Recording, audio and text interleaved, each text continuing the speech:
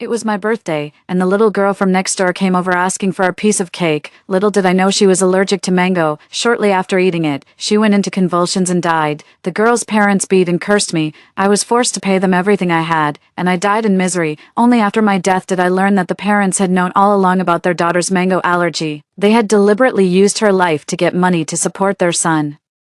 I'm just a poor sucker who got played. When I opened my eyes again and met the little girl's pleading gaze, I refused without hesitation. In this lifetime, I'm sending this wicked family straight to hell. 1. I had been reborn, finding myself back on my 27th birthday. In the elevator, the little girl from next door was staring longingly at the mango birthday cake in my hands, her voice timid. "Auntie, I want some birthday cake too. Could I have a piece?" I couldn't help but shudder. In my past life, I ran into my neighbor and their family of 3 in the elevator on my way home. Their little girl asked me for cake in the same way. Seeing her pitiful look, I agreed without hesitation. The little girl followed me home, wolfed down nearly half the cake, then wiped her mouth, blinked, and said, "Auntie, I'm still hungry. Could you cut me a piece to take home?" Even though I thought the child was being a bit rude, I agreed anyway. Just as I was cutting the cake, the little girl suddenly started foaming at the mouth, convulsed violently, and collapsed to the floor. By the time we got her to the hospital, she had already stopped breathing. The autopsy confirmed the little girl died from a mango allergy. Upon hearing this, the girl's parents flew into a rage, rushing at me with curses and blows, viciously demanding I pay with my life. Their relentless campaign cost me my job and incited an online mob against me. Already racked with guilt over the little girl's death, I had no choice but to settle the matter quietly. I sold my house and paid them over $1 million in compensation. Consumed by remorse, I was haunted almost every night by visions of the girl convulsing in her final moments. In the end, I succumbed to depression and took my own life. After death, my spirit lingered in the air, and only then did I learn the truth. That couple had known all along their daughter was severely allergic to mangoes. They had deliberately used the cake as a pretext to extort me. There they were, living in a grand house bought with my life savings, cradling their infant son with smug satisfaction. I was just wondering how to get rid of that useless, good-for-nothing brat, who knew we'd run into such a fool, handing out food to a stranger's kid like it's nothing. Serves us right to make a fortune off this. Thank God that wretched girl was obedient. She knew she was allergic to mangoes and still ate so many. If she hadn't died, she'd just be a burden. So it was all a carefully orchestrated scheme. Even that pitiful-looking little girl was deliberately plotting against me. Nice guys finish last. My kindness not only went unrewarded, but became the very grave I dug for myself. How utterly laughable. "Auntie," the little girl tugged at my sleeve, pulling me out of the shock of my rebirth. I instinctively took half a step back, recoiling from the little girl's hand as if from a malevolent spirit, and said coolly, "Sweetie, this cake is for me. If you want some, ask your mom and dad to buy you one." Hearing this, the child's mother, who had been pretending to be oblivious nearby, turned a stern face to scold me. "How heartless can you be? The child just wants a bite of cake. How could you have the nerve to say no? I paid for this cake. Why shouldn't I be allowed to say no?" Staring at that woman's all too familiar, venomous face, I wanted nothing more than to slap her hard across the cheek, but I held back, letting out a scornful scoff. "What are you, a beggar, teaching a child this young to beg from strangers? You little bitch, who are you calling a beggar?" Furious and humiliated, the woman lunged forward, trying to snatch the cake from my hands. The little girl, frightened, whimpered timidly, "Mommy, I don't want it anymore, useless child." The woman slapped the little girl hard across the face. Just as she was about to turn her scolding back on me, a sudden glint flashed in her eyes, revealing a ruthless, calculating look of someone who was sure she'd get her way. Before I could even process what was happening, she slapped her daughter again and snarled, "This is what you get for being greedy. If this lady doesn't give you any cake today, I'll beat you to death, you worthless brat." So, she's pegged me as a soft touch and is pulling this sympathy play. In the past, seeing a child treated so brutally, I wouldn't have hesitated to give her the whole cake, let alone just a slice. The thought that my own kindness could become the very dagger turned against me drained me of all pity. I just watched on, cold and expressionless. "Auntie, I'm begging you, please just give me a piece of cake." The little girl, her lip bleeding from her mother's beating, actually dropped to her knees before me with a thud, too. To know how to emotionally blackmail someone at such a young age, the apple really doesn't fall far from the tree. "Sweetie, you're not a beggar. If you want mango cake, ask your mom to buy you one." As I said this, the elevator reached the 30th floor. Without looking back, I stepped out, cake in hand. Behind me, the child's sobs mingled with the vicious woman's curses. Returning to my familiar home, I felt as if a lifetime had passed. In my past life, that little girl followed me home, pitifully. I didn't even get a bite of cake before being saddled with a manslaughter charge, ending up with my family ruined and myself destroyed. Now, free from that whole mess, I feel completely unburdened and ready to enjoy a proper hot pot meal. While I was prepping the hot pot, my phone kept buzzing with notifications. I checked it to find the neighborhood chat group had blown up with over 100 messages. That vicious woman somehow got hold of the elevator surveillance footage.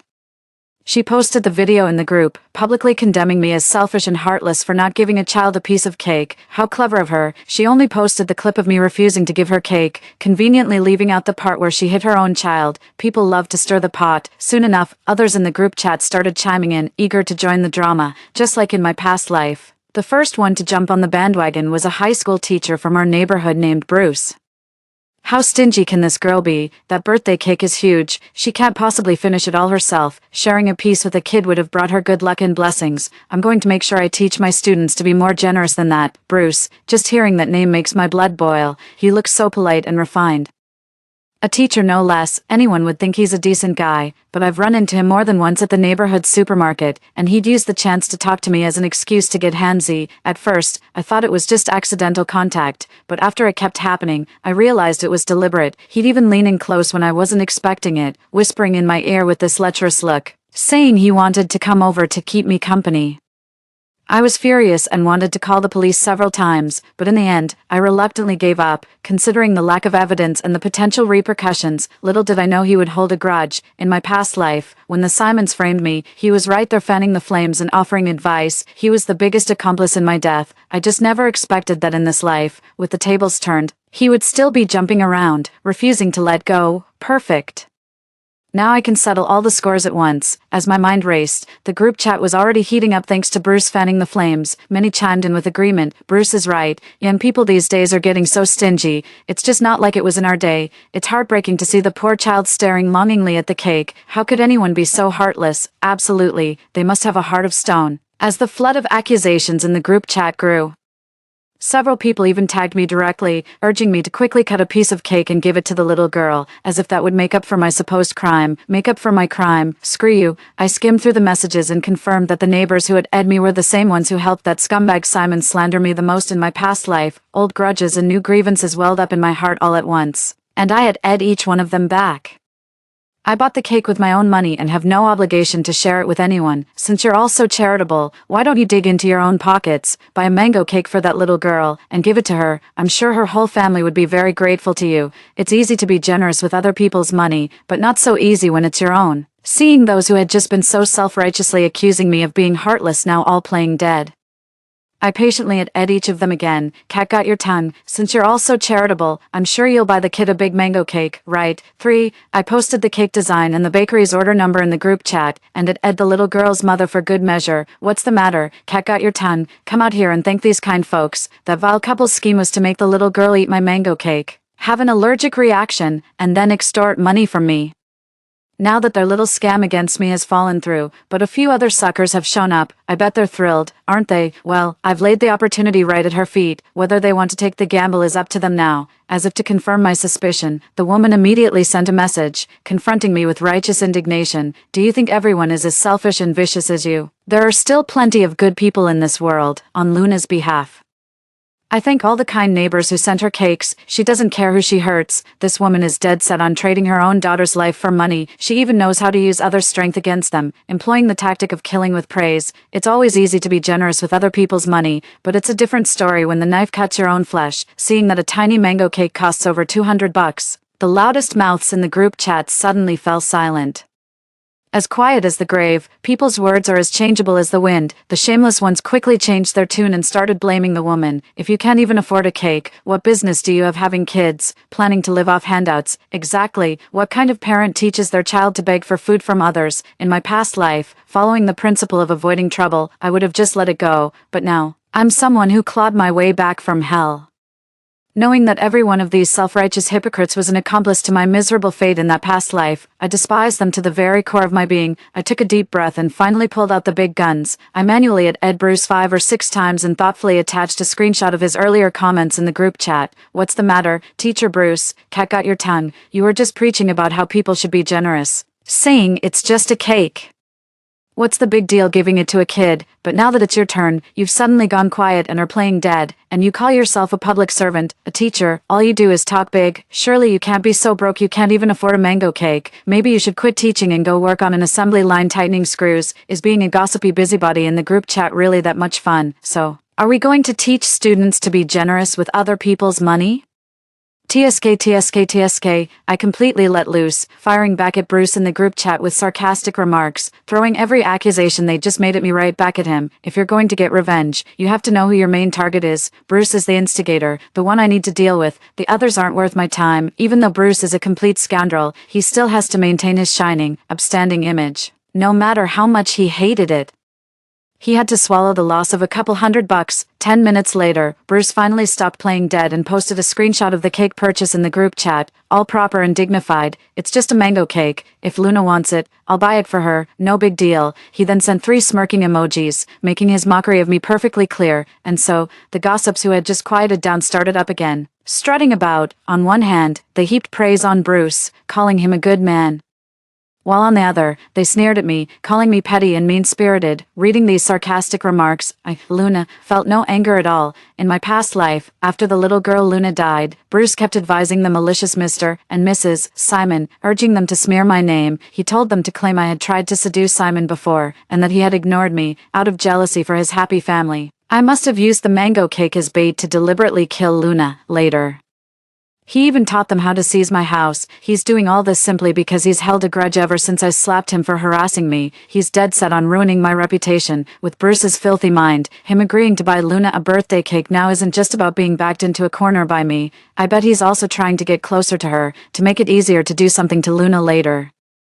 He's the absolute scum of the earth, Simon and Bruce, a scumbag versus another scumbag. I'm genuinely curious to see how this little showdown will end, for, with a cold sneer, I exited the residents' group chat and immediately called the property manager. I demanded, in no uncertain terms, that the property manager identify who had deliberately leaked the edited elevator footage. I insisted he send me the complete, unedited version, or I would sue them for privacy violation and defamation.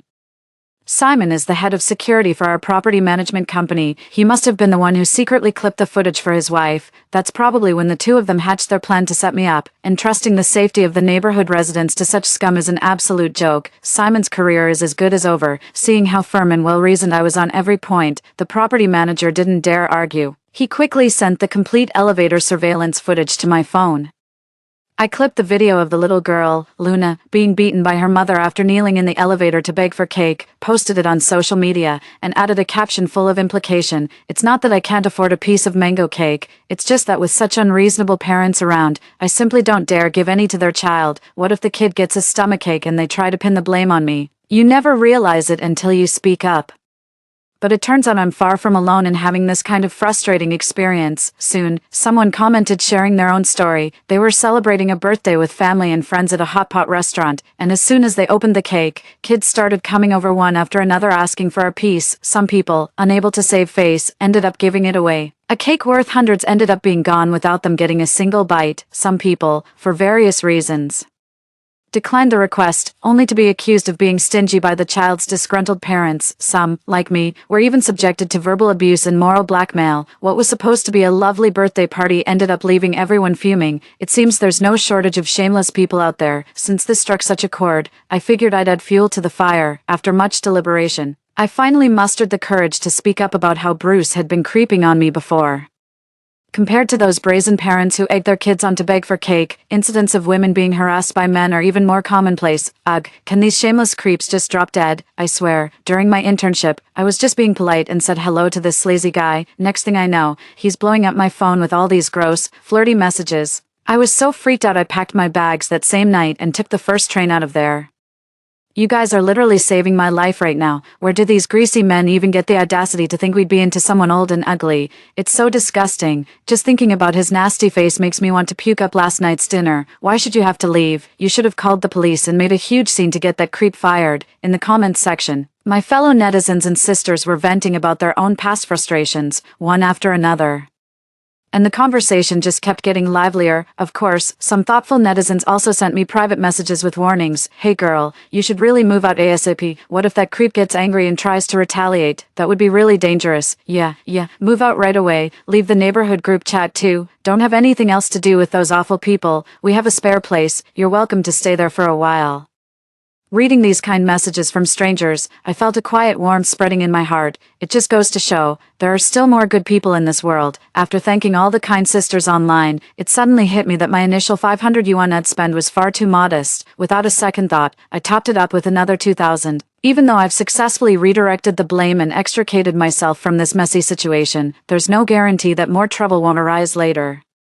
In this digital age, it's best to get ahead of the story and explain things clearly up front. That way, even if something happens later, I won't have to worry about the Simons trying to drag my name through the mud again like they did in my past life. Just thinking about that humiliating and powerless experience still makes me tremble with anger. I absolutely cannot go through something like that a second time. Not only that, but I also want to raise awareness among more young women about these tricky issues. They should learn from this early on, so if they ever face similar trouble in the future, they'll know how to handle it. What about Simon and Bruce? Even though I'm an orphan with no one to back me up, I swear I'll send every last one of these bastards straight to hell. 5. I turned off my phone, opened the cake box, cut myself a large slice, and began to eat it slowly. After a few bites, all the grievances from my past life welled up in my heart, and before I knew it, tears were streaming down my face. I didn't hold back my emotions. I had a good, hard cry, letting all the misfortunes of my past life wash away with my tears, so they could never hurt me again. I don't know how long I cried before I slowly calmed down. I picked up my phone again to see if the topic had started gaining traction. Bruce is the biggest hypocrite, to burnish his saintly image, if he bought a mango cake, he would absolutely deliver it himself and then try to cozy up to Luna. By my calculations, if she ate the cake, the effects should be kicking in right about now. As if to confirm my suspicions, in the time it took me to reply to a few messages on social media, a loud, violent banging erupted at the door. A man was shouting at the top of his lungs while pounding on the door. You bitch, get the hell out here. I could overlook you shamelessly throwing yourself at me, but how dare you make Luna have an allergic reaction? That voice was all too familiar. I peeked through the peephole, and sure enough, it was Simon. In my past life, after Luna ate the mango cake, her allergic reaction was severe, but she was still breathing. If she had been rushed to the hospital in time, there was a chance she could have been saved, but that bastard Simon was solely focused on pinning the manslaughter charge on me. He immediately started beating, kicking, insulting, and berating me, callously letting the critical window for saving her slip away. He essentially dragged that poor little girl to her death. To make sure I had no defense, he took Bruce's advice and spread vicious rumors about me everywhere. He claimed that every time I saw him in the neighborhood, I'd give him flirtatious looks, and then I must have targeted the child out of spite for not being able to have him. Is this really how it's going to be for the rest of my life? Not a shred of originality. The world's malice towards women is always, insidiously, far greater than towards men. Even though I repeatedly explained I was just being polite when I greeted Simon, many still looked down their noses at me. Simon's wife, Molly, completely lost it. She grabbed my hair and started hitting and kicking me. If you weren't trying to seduce a man, what were you smiling for, you shameless tramp?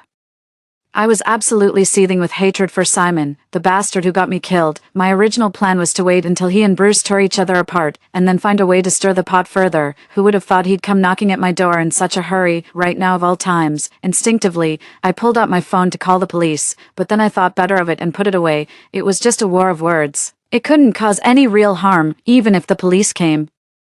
They'd just give him a lecture. They couldn't really do anything to him. It would be better to. As I looked up at the bubbling, fiery red hot pot broth on the table, a bold idea suddenly struck me. Sometimes you have to let a boil fester before you can lance it. Since these small moves weren't doing anything to that bastard Simon, it was time to go big. Even if it meant risking my own safety, it would be worth it. There was no time to lose. Once the decision was made, I had to act immediately.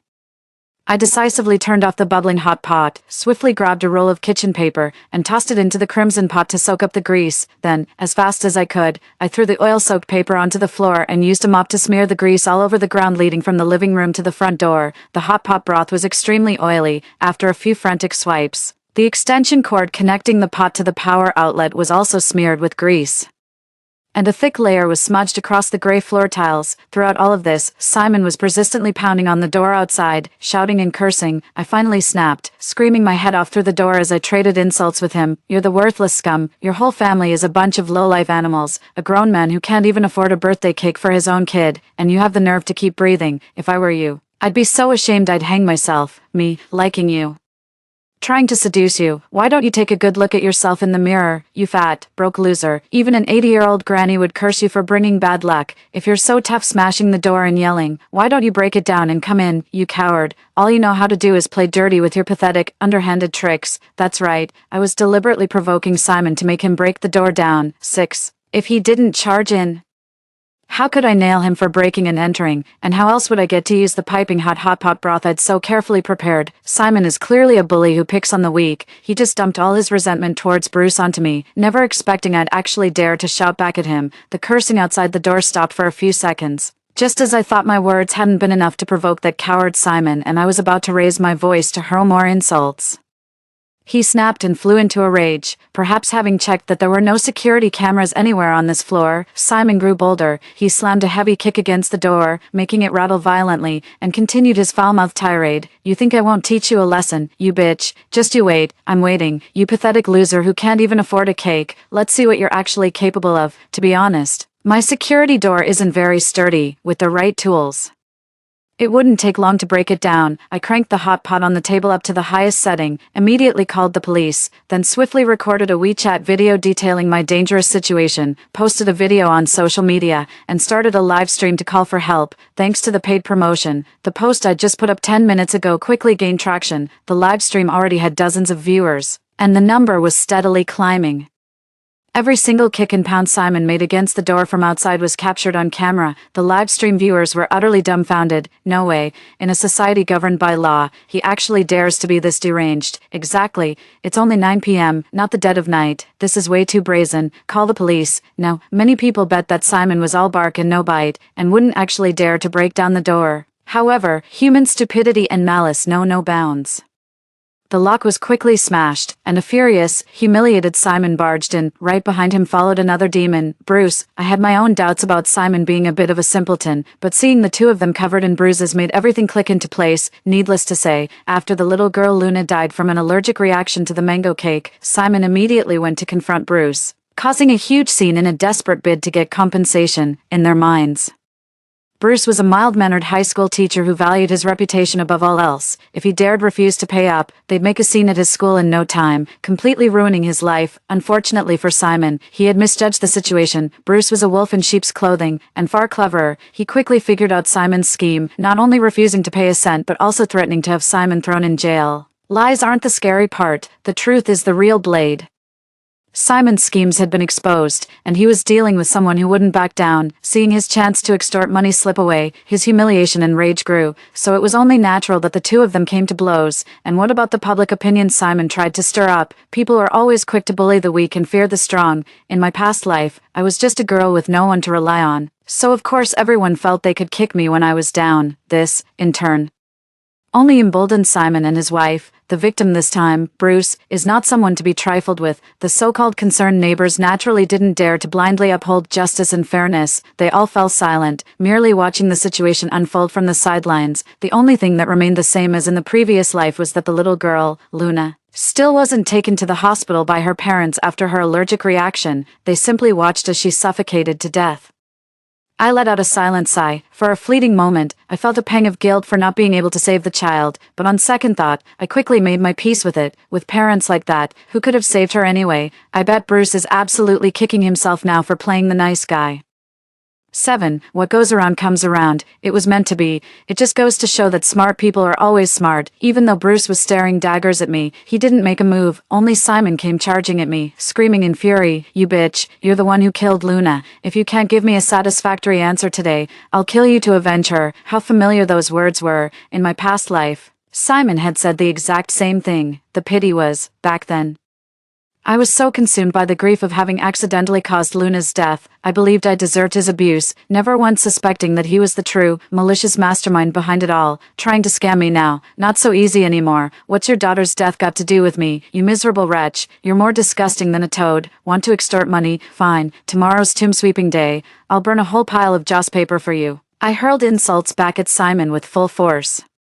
using the momentum to take 2 steps back. If he wanted to hit me, he'd have to come forward. The living room was tiny. Taking another step forward would inevitably bring him close to the table with the hot pot. The floor tiles and the extension cord on the ground were slick with a thick layer of oil. While it wasn't a guaranteed trap for Simon, the odds were heavily in its favor. The rest, I'll leave to fate, you lying bitch. I'll shut your mouth for good. Sure enough, Simon charged forward a few steps. Perhaps his wicked deeds had finally angered the heavens. For the next second, his feet slipped out from under him, one after the other, landing squarely on the oil-slicked cord. With a sudden, sharp skid, the immense momentum of his fall yanked the power strip on the floor, sending it jerking across the room. I had deliberately placed the hot pot right at the very edge of the table, on top of a slippery plastic tablecloth. It was a perfect domino effect. The moment Simon slipped, the pot of scalding, bubbling broth slid off the table and crashed to the floor. It landed with perfect, cruel precision, right on Simon's head. I had thought that no matter where that pot of broth landed on his body, it would be enough to make that bastard suffer. I never imagined it would be this fitting, this perfectly aimed, splashing directly onto his face. It seems even heaven couldn't stand by and watch Simon's monstrous act of deliberately causing his own daughter's death. He got exactly what he deserved. Simon's blood-curdling, pig slaughter-like scream instantly echoed through the building. I had already called the police beforehand. When the officers entered and saw the horrific scene before them, they were instantly stunned. Once they snapped out of it, they quickly called for an ambulance to take Simon to the hospital to treat his burns. Simon was in too much pain to keep cursing me as he was taken away. I, for my part, pretended to be utterly terrified, stammering out the whole story to the police. The door, which had been forced open, was still ajar. The other accomplice was still standing right there. On the table sat a birthday cake and all the hot pot ingredients. Clear proof that I was just celebrating my birthday with a meal. Who would have thought Simon would barge in so recklessly, breaking down the door and forcing his way into the house? Then, in his attempt to chase and attack me, he slipped on the oil slick on the floor and got his own comeuppance. There's really no better explanation than the old saying, those who live by the sword, die by the sword. As for Bruce, he kept waving his hands, insisting he had no part in breaking down the door and only entered after Simon had done it. I didn't agree with that at all. I immediately stated that he was an accomplice who came with them, and I directly told the police that he had harassed me and spread rumors in the group chat about me trying to seduce Simon. While he might be innocent regarding the cake incident, he's certainly not innocent when it comes to other matters, at the very least, advising Simon to slander me, pretending to be a nice guy in the group to manipulate opinions and morally pressure me, sexually harassing me, and sexually harassing other women. All of these are indisputable facts. Seizing this opportunity to make such scum face the consequences they deserve is only right and proper. When a woman suffers such humiliation, she'll often swallow her pride and endure it in silence to save face. It's by exploiting this almost universal sense of shame that Bruce dares to act so brazenly and grows ever more audacious. 8. Seeing me speak out fearlessly now, as if I'm determined to stand my ground against him. He was not only terrified but also flushed with rage and humiliation. Don't you dare try to shift the blame. You're the one who killed Luna. Bruce wasn't a complete fool, though. He deftly steered the conversation back, leveling an indignant accusation at me. You did this on purpose, you bitch. Out of all the cake flavors, why did you have to buy mango, and then tell me to buy mango too? I love mangoes. All my friends and family know that. Of course I'd buy my favorite for my own birthday. I ignored Bruce's furious outburst and patiently explained to the officer, Officer, this is the elevator surveillance footage. The little girl, Luna, said she loved mangoes and asked me for some. I didn't feel comfortable giving food to someone else's child, so I refused. Bruce then stirred up trouble in the neighborhood chat, accusing me of having no heart. I just instinctively suggested he buy Luna a cake himself. How was I supposed to know what they'd actually buy? Everyone has subconscious cognitive blind spots. No one is immune unless they're deliberately avoiding them. Whether it was the mango cake conversation mentioned in the elevator video or my deliberate, repeated mentions of mangoes in the group chat, it all subconsciously conditioned Bruce to think that buying a mango cake was the only option. The only variable after that was whether Luna would, like in her past life, wolf down the cake on purpose to trigger her own allergy. But with such despicable parents, who believed they could scam Bruce, someone richer than me, they were bound to take the risk. Thinking of this, a widely circulated online saying suddenly flashed through my mind. The greatest watershed moment in life is the amniotic fluid. In truth, from the very moment Luna was born into Simon's family, her life was destined to end in tragedy. The only variable was who would ultimately be scammed and how much money her despicable parents would profit from it. An early death and a swift rebirth might not have been a worse fate for her. My account is perfectly reasonable and leaves no room for doubt. By investigating my movements and phone records, the police will quickly see that Simon's claim that I was interested in him and deliberately tried to ruin his family is a complete fabrication. As for the incident where he trespassed into my home armed with a weapon, tripped over a wire, pulled a boiling hot pot off the table, and got scalded by the broth, that was entirely his own fault. He has no one to blame but himself. This was all witnessed clearly by the hundreds of viewers watching the live stream, and they can all testify on my behalf. The live stream still hasn't been shut down, and the concurrent viewership has already surpassed 100,000. No one has a chance to twist the truth on this platform. Given that Bruce is a repeat offender who has harassed and even assaulted women, he quickly replaced Simon as the target of netizens' public outrage. Among netizens, there are plenty of resourceful individuals. Once someone gains notoriety online, their entire past is dug up and laid bare in no time. Bruce was already a notorious scumbag with a tarnished record. Finding a pile of his dirty laundry didn't take much effort. It had just been suppressed for various reasons and eventually fizzled out due to insufficient evidence. Evidence can be a lot like water in a sponge. If you look hard enough, you'll always find traces of it. With public opinion reaching this fever pitch, there's no way Bruce can escape the consequences. Seeing the moment was right, I hired the best lawyer in the business and formally filed criminal charges against Bruce, including but not limited to trespassing, verbal abuse, and defamation. I also leveraged the momentum by posting a public appeal under my real name, urging other women who had been harassed or harmed by Bruce to come forward and expose his misconduct. Given the potential repercussions, they only need to submit solid, actionable evidence. From there, our legal team will handle everything. When you're beating a drowning dog, you might as well make it count. Demons belong in hell. By staying silent and enduring, aren't you just being an accomplice in another sense? 9.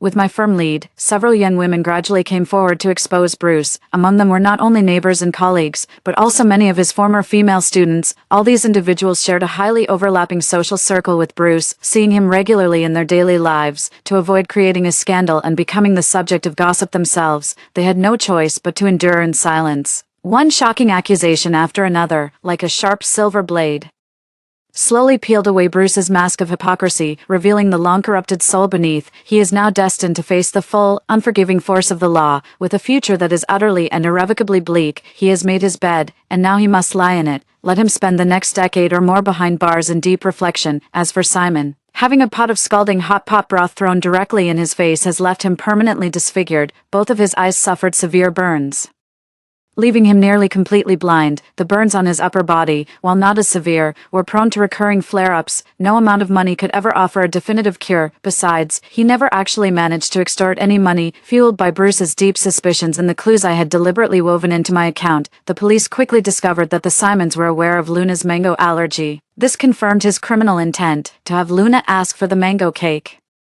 trigger her allergic reaction, and then use it as a pretext for extortion. Husband and wife are like birds in the same forest. When disaster strikes, each flies away. Not only did Simon fail to extort any money, he ended up with moderate burns and a disfigured face. Molly had long since come to see him as a monster to be avoided at all costs. Clutching her son, she tearfully pleaded her innocence, claiming it was all Simon's idea and that she knew nothing about it, hoping to pin all the blame on him. Now that the person involved, Luna, has tragically passed away from a severe allergic reaction, there's simply no way to verify what truly happened before. Molly had long ago deleted all call records from both her and Simon's phones, even smashing the devices to completely destroy the evidence. It's just killing your own child. What's the big deal? Haven't there been plenty of parents before who deliberately left their children at the beach, threw them into washing machines, or placed them under the wheels of cars, causing their untimely deaths? However, with public outrage boiling over, Molly's clever scheme quickly fell apart when the police used technical means to recover the previous chat records between Simon and Molly. The chat logs clearly revealed their plan to use external means to kill their daughter as part of an extortion scheme. Simon and Molly are also facing the full force of the law. I showed no mercy,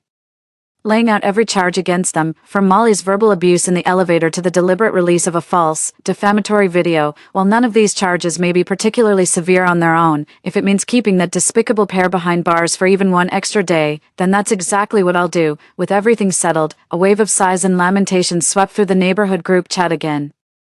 A few neighbors who had previously jumped on the bandwagon to slander me had a rare pang of conscience and apologized to me. I let out a scornful laugh and responded coolly, "Accomplices, I will never forgive you." Many people are prone to following the crowd, freely hurling accusations and insults at others without a shred of evidence, as if that alone proves their own virtue. Then, when the truth finally comes to light, they come forward with a hollow apology, hoping to hear a magnanimous "it's okay" from their victim to ease their own guilt and unease. Public opinion can melt metal. Repeated slander can destroy a person. In my past life, these people blindly sided with the abuser, becoming the final straw that broke my spirit. They were accomplices to the wrongdoer. The fact that I couldn't bring them to justice was frustrating enough. How could I possibly forgive them? If I were to magnanimously forgive them, I would, in effect, become the next accomplice who aids and abets evil. After a brief silence, accusatory voices rose again in the group chat. "You're so petty for someone so young. We've already apologized. What more do you want?" "Exactly. We didn't know the full story." Sigh. "Young people these days are just too." Perhaps I had truly found some peace of mind, reading those sanctimonious, shameless words one after another. I didn't feel as angry as before. I just continued typing out a few more characters.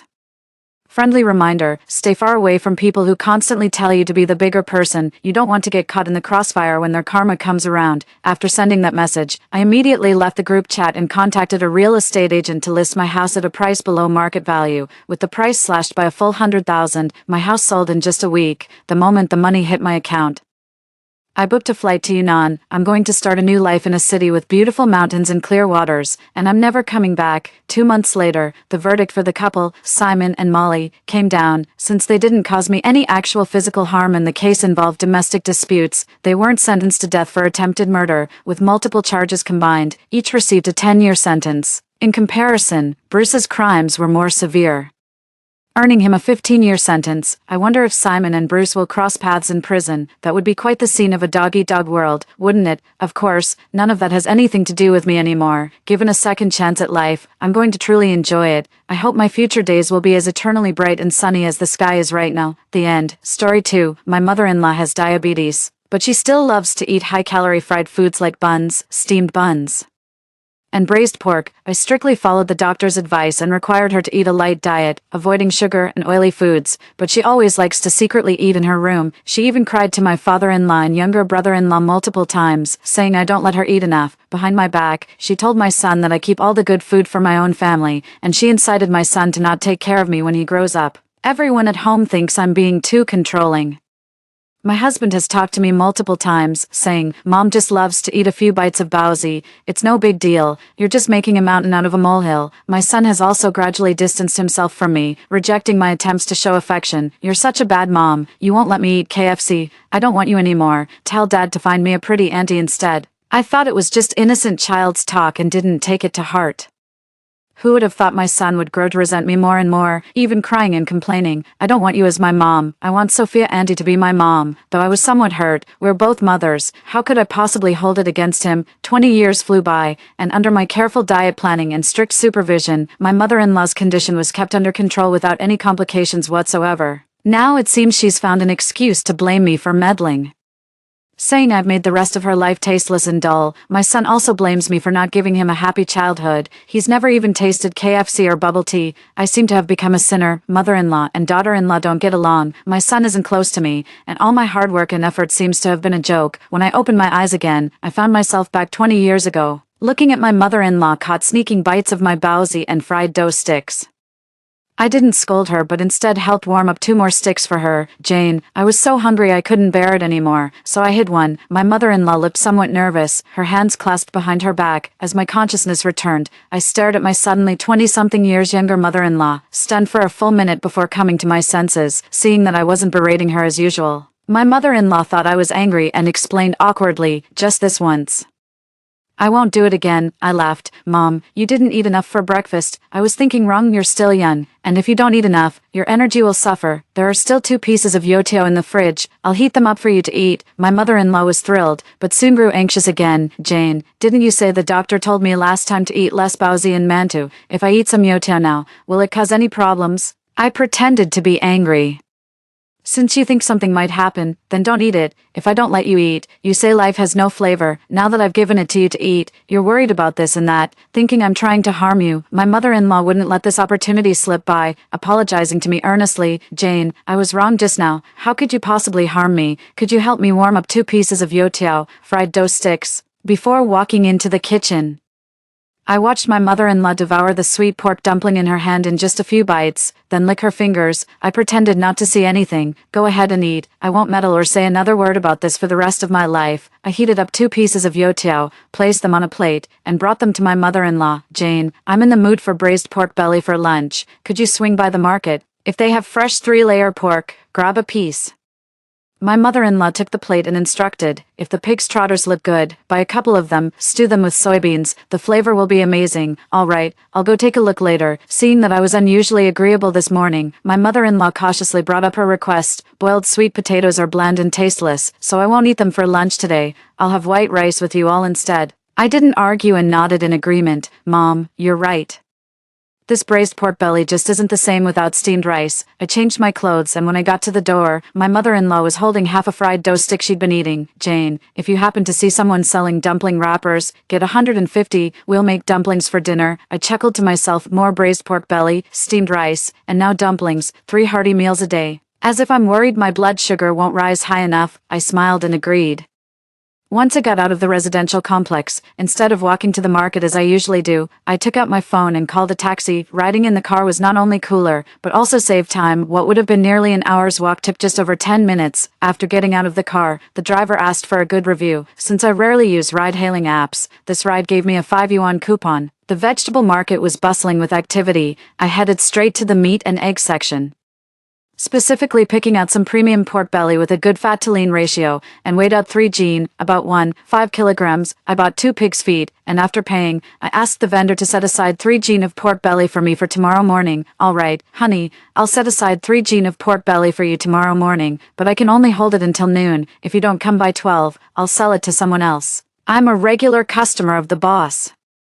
So he helped me pack the meat and asked curiously, girl, you usually only buy lean meat. Got guests coming over today. My mother-in-law and the kids love braised pork. I used to not buy it because I didn't know how to cook it, but I've learned recently. The boss was impressed and praised. What a filial daughter-in-law. These days, there aren't many people with such a good heart like you. By the way, let me braise these pig's trotters for you. Do you need help cutting them into smaller pieces? I noticed that 2 or 3 new stalls had popped up near the meat vendor. It seems the boss is feeling the competitive pressure. Usually, apart from having minced meat processed and ground, there were no other services offered. Now that we have braised pork, we can't miss out on the big plate chicken. After making a round, we just happened to run into someone selling free-range chickens. Free-range chicken is very nourishing, especially this old hen that's supposedly been raised for 4 or 5 years. It's the cream of the crop. With chicken and pork bought, we naturally can't do without dumpling wrappers. Let's get a Gene of Shanghai greens, and those wild Crucian carp look good. Let's take 4 small ones. Seeing we're about done, we head out of the market and bump into someone selling watermelons. The watermelon has a thin rind and is full of juicy sweetness. My family loves to eat them, but considering my mother-in-law's health, I haven't bought any for home in several years. This would make life tasteless. Satisfaction is a must. After all, I am a good daughter-in-law. Picked a big watermelon, hailed a taxi at the intersection, and got home quickly. Just as I got home, my mother-in-law came over to rummage through the bags, poked at the pork belly, and her eyes lit up. She praised, "This pork belly is nicely bought. It'll make some fragrant braised pork for sure." Perhaps pleased with the ingredients, my mother-in-law unusually helped me out in the kitchen. Everyone was satisfied with lunch, especially that plate of marbled pork belly glistening with sauce. Next was that bowl of clear braised free-range chicken soup. When my mother-in-law learned the hen had been raised for 4 or 5 years, she drank 2 full bowls of the soup. The husband asked curiously, "Jane, what's the occasion? Why the sudden craving for braised pork belly and homemade chicken soup?" I ladled him a bowl of chicken soup and said, "It's because Mom said eating bland food all the time has no flavor. I thought I'd cook something every now and then. As long as Mom eats a little less, it'll be fine. You and the kids need to nourish your bodies well too." The husband nodded in agreement. "You've finally come to your senses. The way you've been going on about what you can't eat and what you can't eat all day long. Forget about your mother-in-law. Even I'm starting to feel worn out by it." The son was eating with grease dripping from his mouth, stuffing pieces of braised pork into his mouth one after another. After the meal, just as I was about to clear the dishes, My mother-in-law started shouting that she wanted to eat watermelon to cool off from the heat. An apple after a meal keeps the doctor away. Eating some watermelon after dinner will cool you down a bit. I can't be bothered to remind her that eating watermelon, a high-sugar fruit, right after finishing rice will cause her blood sugar to spike. In my past life, no matter how much I said, nothing good came of it. It's even less likely now. I helped cut the watermelon into slices, and my mother-in-law ate 3 pieces by herself. This watermelon is juicy and crisp, with just the right sweetness. Jane, you picked a good one today, she instructed. Put the other half in the fridge to chill. It'll taste better when we cut it open later, I replied casually. If Mom likes it, I'll buy more tomorrow. For dinner, we had pork and cabbage dumplings. My mother-in-law ate 2 bowls by herself, only reluctantly putting down her chopsticks when she was too full to continue. After the meal, the whole family acted as if they didn't see the dirty dishes left on the table. It's rare for the mother-in-law to go for a walk downstairs in the neighborhood with the father-in-law. The 6-year-old son was lying on the couch watching cartoons on the tablet. I couldn't help but say, "Dylan, don't get so close, or you'll become nearsighted later." The 6-year-old son pouted and replied impatiently, "I know, Mom." My husband was playing with his phone nearby, and upon hearing this, he looked up and said, "Dylan, come on, Dad will take you to the supermarket." "Oh, we're going to the supermarket." My son happily sat up from the couch and casually threw his tablet onto it, hugging my husband's leg. I knew Daddy is the best. "Daddy, can I buy a toy car later?" Before leaving, my husband greeted me and asked if I needed him to bring any kitchen seasonings. I shook my head. Bang. The door slammed shut, leaving only the table full of mess and me behind. I always seem to be the villain in this family, meddling in everything and making everyone feel annoyed. Meanwhile, my husband has always been the good son in his parents' eyes and the good father in our son's eyes. Worried that our son's frequent tablet use and TV watching might damage his eyesight, I always strictly regulate his screen time, but every time after I scold him and go to the kitchen to clean up, my husband always takes him out shopping to make it up to him. Over time, my son naturally grew to dislike me, this meddlesome mother who constantly nagged about what he couldn't or shouldn't do. Instead, he preferred to rely on his father, feeling that his father understood him, loved him, and cared for him. As I quickly cleared the dishes, I pondered how to escape this marriage and leave behind this family. If given another chance, I would never let my life be consumed by these people again, just to accompany my son's growth. I quit my job after getting pregnant and became a housewife. Now my son is in the senior class at kindergarten, and I haven't gone out to work for over 6 years. In my previous life, after my son started elementary school, I had suggested finding a job to help with household expenses, but when my husband learned about this idea, he immediately accused me of being selfish without hesitation. "Jane, you've really disappointed me. You know perfectly well that Mom isn't in good health, and our father has trouble walking. Our child is about to start elementary school and needs help with homework. What's more important, your career or our child's development? For the sake of the children and the family, I chose to compromise and sacrifice myself in my past life. Not a word about job hunting, focusing entirely on tutoring the children and taking care of the 2 elderly parents at home. This care has lasted for decades. Wait until the child successfully got into a prestigious university under her supervision and found a good job in a big city. Under my light diet and strict supervision, my mother-in-law goes downstairs for a stroll every now and then, and her blood sugar is kept within a reasonable range. The disease mentioned on the internet never appeared at all. You could say that apart from eating bland food, I haven't suffered much. Who would have thought that in her old age, my mother-in-law would cause such a commotion, saying I deliberately harmed her? I knew it. This old woman is a burden to everyone. You keep saying you're doing what's best for me, but you won't even let me eat braised pork. You won't even let her eat buns, steamed buns, dumplings, noodles, or rice noodles. When cooking, you only use salt and MSG. No other seasonings at all, for over 20 years. I haven't been able to eat hot pot even once. I've completely forgotten what hot pot tastes like. I think you're just blindly following the doctor's advice. That doctor is just out to make money, exaggerating things to make them sound worse than they are. All this talk about high blood sugar, gout, and high cholesterol is nonsense. I've missed out on 20 years of delicious food for nothing. I turned to my husband nearby for help, but instead of supporting me, he just muddied the waters with a non-committal remark. "Mom, Jane is only thinking of your well-being, but I can't stand eating boiled vegetables and tomato scrambled eggs every day either." The mother-in-law shot me a smug glance when she saw her son speaking up for her. Who can say otherwise? Even a body made of iron would fall ill after eating this way for 20 years. You'd get sick even if you weren't sick before. I've been feeling a bit worn out lately. It must be malnutrition. Thinking about these unpleasant memories, I couldn't help but feel a knot in my chest. After washing the dishes and utensils, I started registering on the county's job recruitment website and filtering through positions suitable for me. After searching for half the day, I finally found a few jobs that barely matched my qualifications. The recruitment website was filled exclusively with supermarket procurement staff or restaurant service workers. It's not that I'm being overly picky, but the pay for these positions is quite low, less than $2,000. It's all about time and experience. Only after working for a long time might your salary see a modest increase. I quickly submitted my resume online, and soon the page showed that my information had been downloaded and viewed by the company. About 5 minutes later, I received 2 text messages. They asked me to come for an interview at their company tomorrow morning at 8 a.m. and 9 a.m. With a final decision on hiring to be made after the assessment, these 2 companies operate in similar industries. One is a well-known private training institution in the county with a good reputation. The other is a newly opened tutoring center that primarily serves elementary school students every afternoon after school. The center's teachers are responsible for picking up the children and providing after-school tutoring. After noting down the text message information, I casually deleted the interview text. After following an online fitness blogger for about half an hour of exercise, my mother-in-law and father-in-law finally hummed their way into the house. My mother-in-law glanced at me, frowned, and instinctively exclaimed, "Oh my, Jane, you're almost 30 and still flailing your arms and legs around like this. Don't you feel any shame?" As she spoke, she stepped forward and tugged at my sports shorts dismissively. "What kind of clothes are these? Exposing arms and legs like this, those pale white thighs, TSK. This is truly a disgrace to our family name.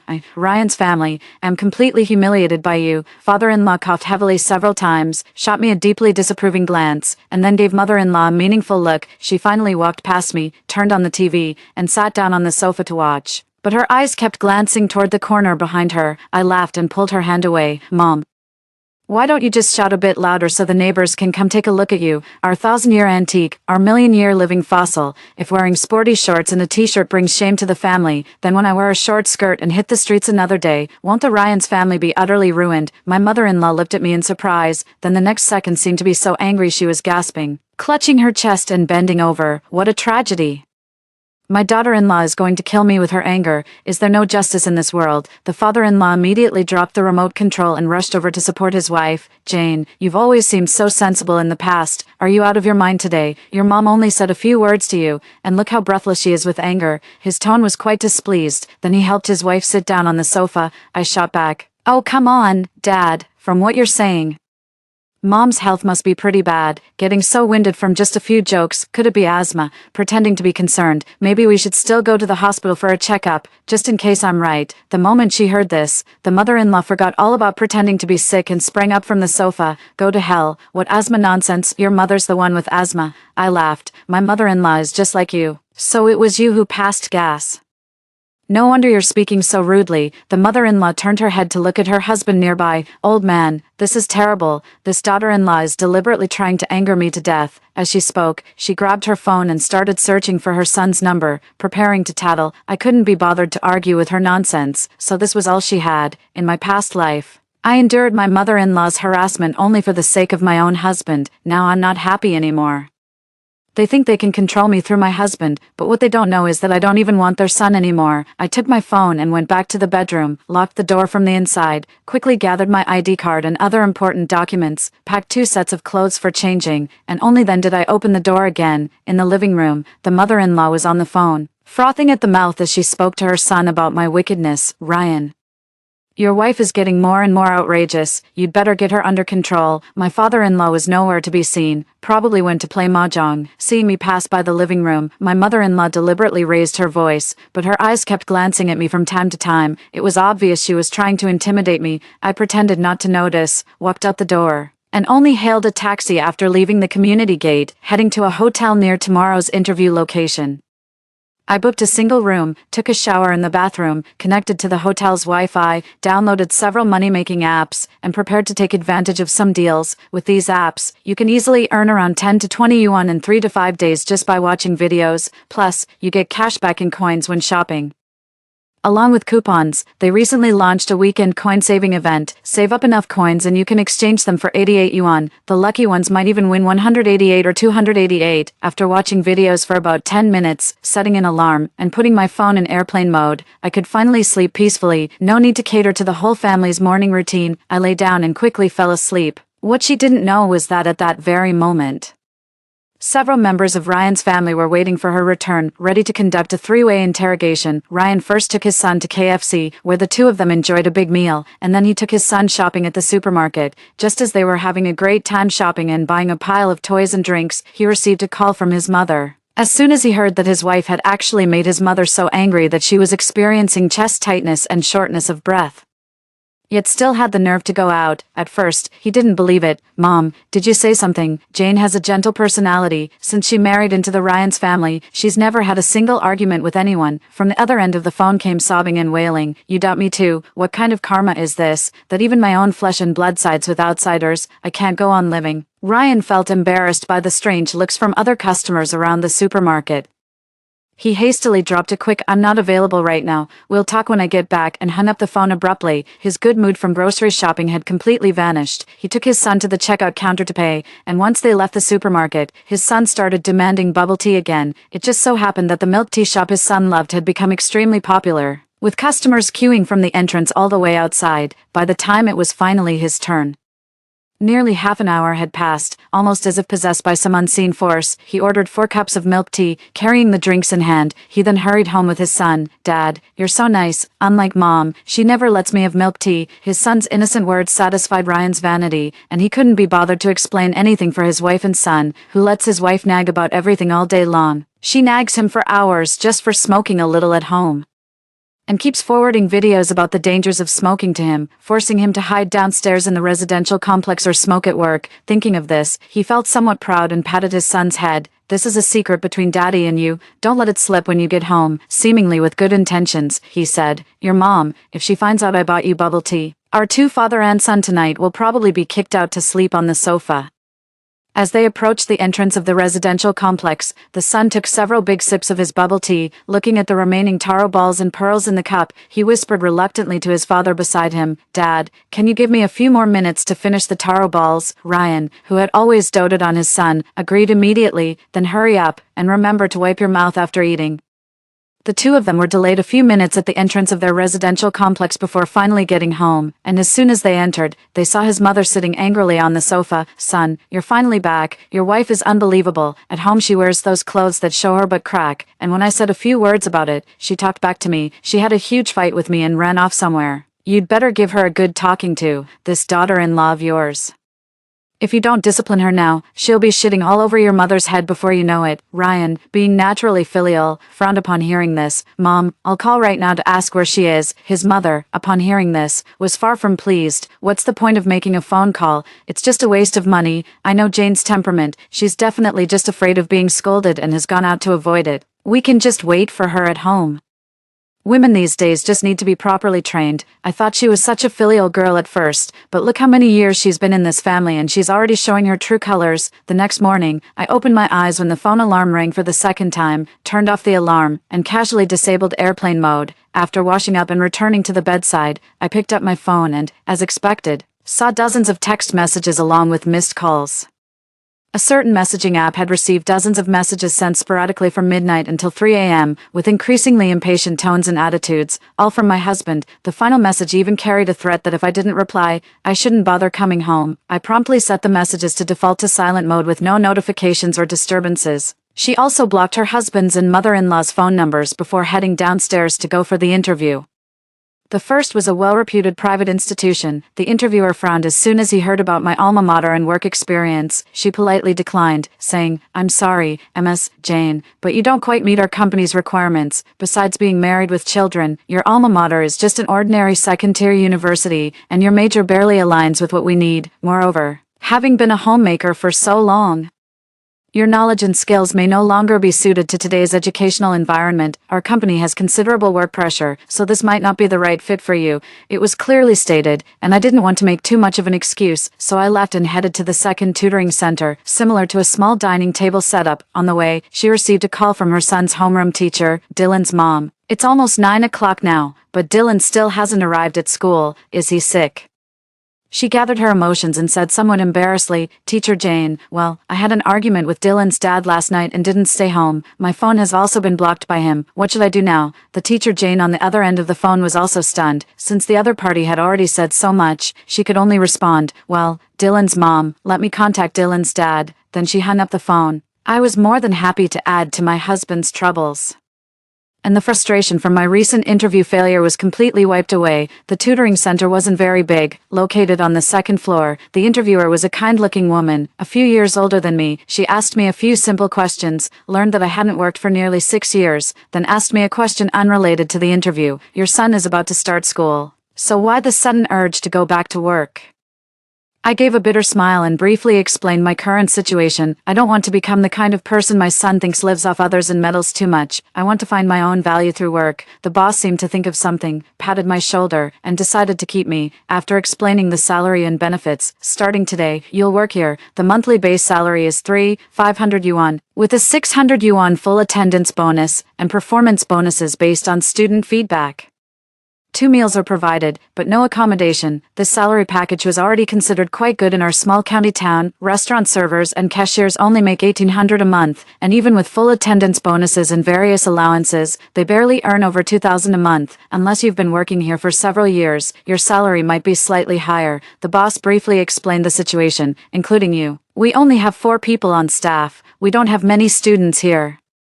Only about 30. Since you're new, you'll start by tutoring 3rd grade Chinese and math. Don't be nervous. First, follow me to prepare lunch for the kids. After a few days of getting used to picking up and dropping off the children, you can go with Chloe to pick up the students. Perhaps because she had tasks at hand, washing and chopping vegetables, she didn't notice the passage of time. The lunch was quite substantial: cola braised chicken legs, steamed eggs, stir-fried potato shreds, bean sprouts with meat, plus a bowl of tomato egg drop soup. After finishing up the work at hand, I transferred the cooked dishes into stainless steel containers. There were less than 30 minutes left before the children were dropped off. The boss called everyone over for lunch and took the opportunity to introduce me to the other 2 colleagues. After lunch, Chloe Liam went to the school gate to pick up the children from the daycare class. I finally had a moment to spare, opened my phone, and was greeted by over 10 calls and messages from unknown numbers, all filled with malice. Jane, get your butt home right now. Which woman is like you, neglecting your son, not making breakfast, and running around outside causing trouble? You've got guts. You blocked my number. Do you even want this family anymore? Why can't you just live peacefully instead of causing trouble? Several angry messages followed. My son was late for school this morning. Happy now. I was late for work too. You've turned this house into chaos. I unlocked my phone with fingerprint, blocked this number, and shielded the SMS. I just feel like I was blind to fall for such a person. It's been less than half a day and they've already pinned so many accusations on me, acting all high and mighty. Whoever wants to cater to them can go ahead and do it. I'm not planning to go back to that home, but working in this small county town isn't safe either. It's such a tiny place where you always run into acquaintances. I was just thinking of coming out to work and earn some money. Right now I'm thinking more about it, so I'll just do it for a few months and see how it goes. I was worried that one day I might run into my husband and he'd cause a scene at the daycare center. So while those 2 colleagues who pick up students were away, I went to talk to my boss and told her about my situation. I didn't expect her to suddenly give me a suggestion. Why don't you go to Didnt County? I have a friend running a daycare center there, and it's a beautiful place with simple, honest people, but I suggest you don't contact your parents for now. The older generation always tries to reconcile rather than encourage separation. Once you tell your parents where you are, your husband will find out too. You can go to Yunqing for a year first, to give both of you some time to think. Don't delete the threatening text messages from your husband for now. If he reports to the police and they come looking for you, that would just make things more complicated. If during this year you're away, he reaches out to you initiative and shows a good attitude, then you can consider whether to continue the relationship. But if he can't even wait a year for you, then it's better to just end the marriage. I have to say, the advice my boss gave me was really appealing.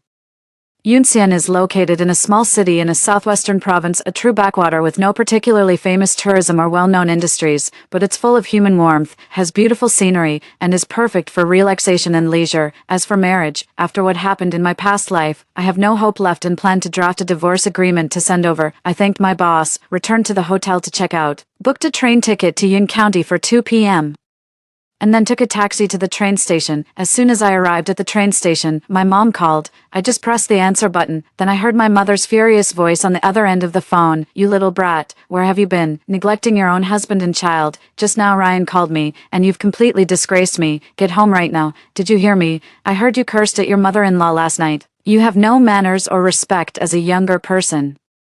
If word gets out, people will think our family doesn't know how to raise girls. Your younger brother still hasn't found a wife. If your situation delays Brendan's marriage, I'll be the first to blame you." From start to finish, my mom was yelling the entire time, constantly blaming me for everything wrong, without asking me once where I was or whether I had eaten lunch. What she cared about was only that elusive reputation. At this moment, I was very grateful that I hadn't told her where I was.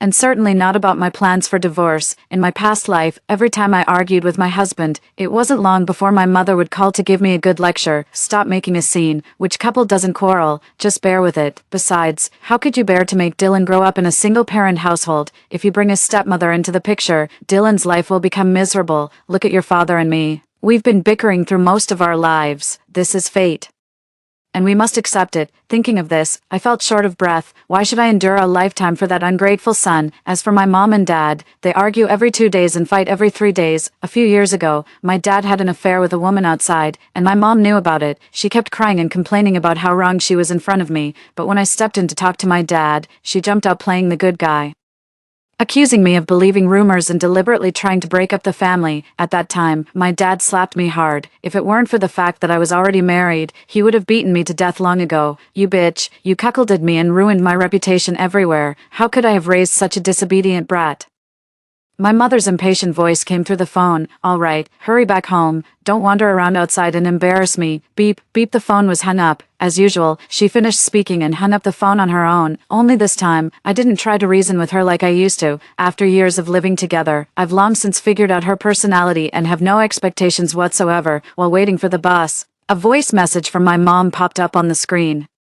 I couldn't be bothered to respond, so I opened the app and blocked her, feeling that the world had finally quieted down. As I boarded the train to Yonge County and watched the familiar scenery swiftly recede through the window, I felt surprisingly relaxed. Since getting married, I seemed to have lost myself, constantly revolving around work and family. After getting pregnant, I quit my job and took care of my in-laws and their family, busy looking after the children. Yet I became the idle woman in my mother-in-law's eyes, and the woman who doesn't care about her appearance or have ambitions in my husband's eyes. For the first time, I embarked on a journey alone, with no ties or worries, only endless emotions and anticipation for future life. The old-fashioned green train rattled and swayed as it headed to the next station. After 3 days and 2 nights of bumps and jolts, the train arrived at Yunqing Station. I grabbed my bag and followed the crowd off the train. Perhaps my luck was good. Just as I exited the train station, I encountered a bus heading to the Yunxian County Center. I took the bus and arrived at the Yunxian County Center. I first found a small roadside diner to eat, and during the meal, I used a messaging app to search for job openings in Yunxian. A public account popped up. It was a local account that contained very comprehensive information, including Yunxian job listings, matchmaking, used cars, and house rentals and sales. I clicked through recent job postings, mostly for restaurant servers and supermarket cashiers, with a few tutoring center positions mixed in, but the pay was vaguely described and there were very few positions available. A call came in from an unknown number. Looks like it was from my hometown area code. I hesitated for a moment but chose not to answer. The messaging app had been constantly buzzing for several days before I arrived in Yonge County. In the family group chat, my mom sent dozens of voice messages and it mentioned me, accusing me of my crimes. Seeing that I wasn't responding, it didn't take more than half a day before even my aunt, who rarely initiates messages in the group, posted a message in the group chat. From their accounts, I pieced together some recent events that had happened back home after I left. "Jane, listen to your aunt's advice. Don't hold a grudge against your mother. She's had a tough time all these years. These past couple of days, your in-laws brought a bunch of people to your house to cause trouble. They beat up your parents, and when your uncle and I rushed over to break up the fight, we got hit a few times too. If you really care about your parents, go back to your husband's house early and stop causing trouble for your mother home all the time. If it weren't for the chat notifications, I would have forgotten to leave the family group." My paternal aunt and third aunt-in-law constantly post videos in the group about which children are unfilial to their elders and get hit by cars when they go out. Otherwise, they post videos about family reunions and how harmony is better than anything else, always acting in the name of caring for me and the family. They constantly meddle in other people's business and lecture others with a condescending attitude. Now that the time is right, I've withdrawn and blocked the family group chat. This unknown number is probably another well-meaning relative trying to pry into my affairs and persuade me to return to my in-laws' house to be their servant. I can't be bothered to indulge them anymore, so I've shortlisted a few companies I'm interested in and sent out some electronic resumes. I had just left the small restaurant, walked along the street, turned a corner, and found a small hotel that looked decent in terms of cleanliness and other aspects. The lady boss was playing on her phone. And upon learning I needed accommodation, she explained, a single room is 30 yuan per day, or 450 yuan per month if you rent it, with utilities charged separately. The price was much cheaper than back home, but I didn't make a decision right away. Boss, can you show me upstairs to check out the environment? The boss was a straightforward person, and upon hearing this, he took me upstairs and showed me the vacant rooms from the 3rd to the 6th floor, if you rent for 6 months. I can give you a discount on the rent, he offered. This place is near the supermarket, so it might be a bit noisy in the morning. The room is clean and simply decorated, equipped with a table and chairs, plus a round table for dining. When you open the window, you can see the street below. Outside the room, there's a modest living area with some green plants and electrical outlets. You can come here to cook. My little inn usually doesn't have many people renting monthly. Once you rent the space, it'll be for your personal use only. After looking around, I was generally satisfied, so I rented it for 3 months. After completing the check-in procedures, I returned to my room. Before I knew it, I had been living in Yun City for half a year. I worked at a trusteeship center, and the number of students I tutored gradually increased from the initial 2 to 6 now. During this time, through my phone, I was exposed to a new field, online literature.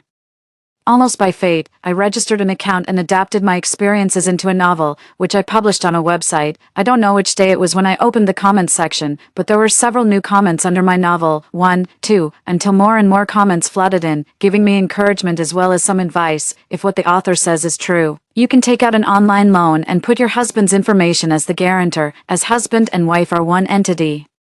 If you can't repay the debt, the loan sharks will naturally call him. If he can't afford to delay, he'll divorce you proactively, and you can still make him shoulder half the debt. But judging from the author's article, she's a kind woman, so I suggest following proper procedures. Less than half an hour after this comment appeared, other readers started attacking Xiaomian, saying, "What kind of terrible advice is this? Just reading a novel and acting like you're the savior of the world.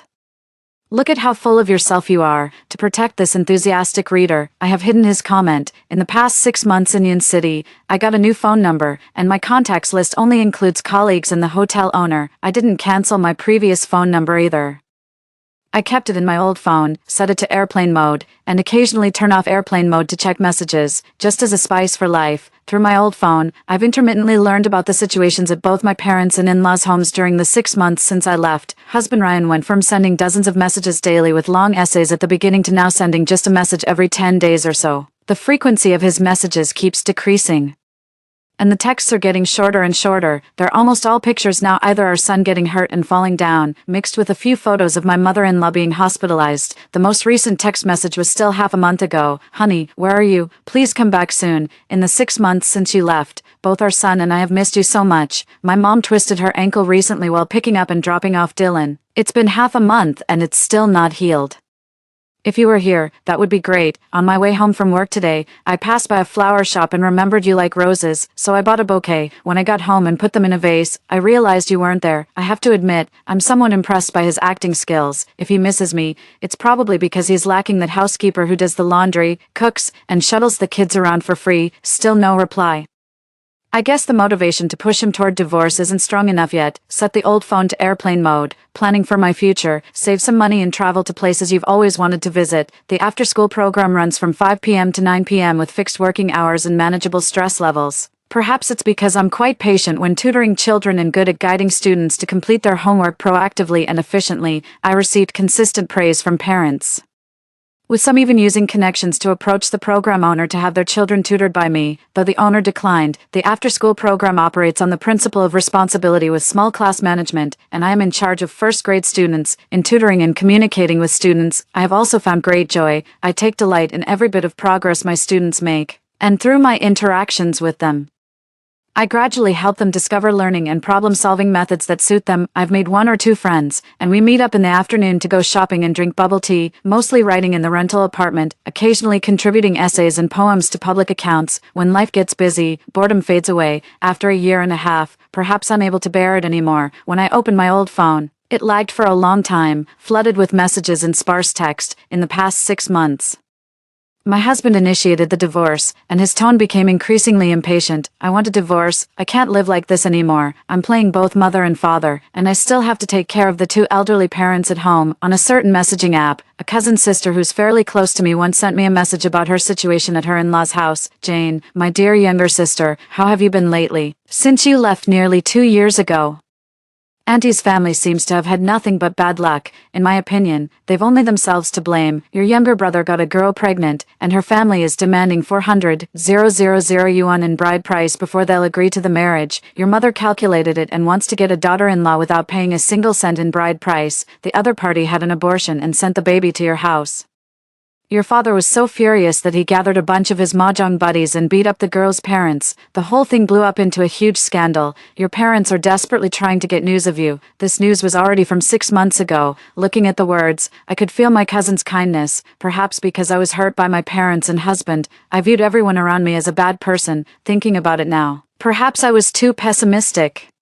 I should go back to my hometown for a visit, I think. Before leaving, I told my landlord I'd be back within half a month at most, resigned from my job at the daycare center, and set off on the road back to my hometown. Upon arriving at the place where I had lived for decades, I immediately found a lawyer to consult about divorce-related matters, and after receiving a clear response from them, afraid of being retaliated against by my husband, I hired 2 burly, intimidating-looking men who seemed like they had gained connections from a local job website to protect me for one day, before finally using my old phone to call my husband's number. Ryan, I'm at the milk tea shop right across from the Civil Affairs Bureau. If you want a divorce, come to the bureau within an hour. Without waiting for his reaction, she hung up the phone. About half an hour later, a haggard, somewhat greasy-looking man arrived at the Civil Affairs Bureau with a child in tow.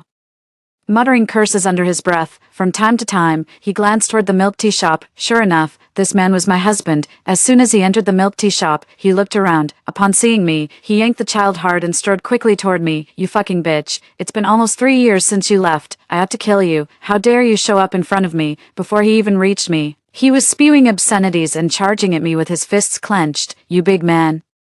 Keep your hands to yourself. The 2 men I'd hired held him back, their tone less than pleasant. My husband looked at me as if he'd suffered some great humiliation, his eyes full of venom. Jane, well done. 3 years apart and you found yourself 2 lovers. I won't divorce you now. I'll drag this out until you're dead. I raised my hand and slapped him, furious. Stop being unreasonable.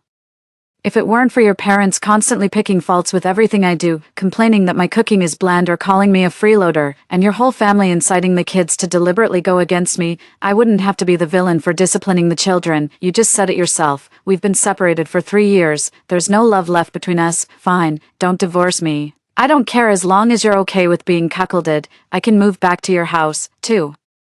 As long as your family trusts me to cook. Perhaps my expression was too vicious, because my husband flinched and didn't forget to signal our son with a glance. Fine, we can get divorced, but the kids stay with me. My son rushed over and hugged me, crying insistently, Mom, where did you go? I missed you so much. I don't want to leave you. I nearly gagged at his dirty clothes, but remembering what happened in my past life, I pushed him away coldly, thinking of something.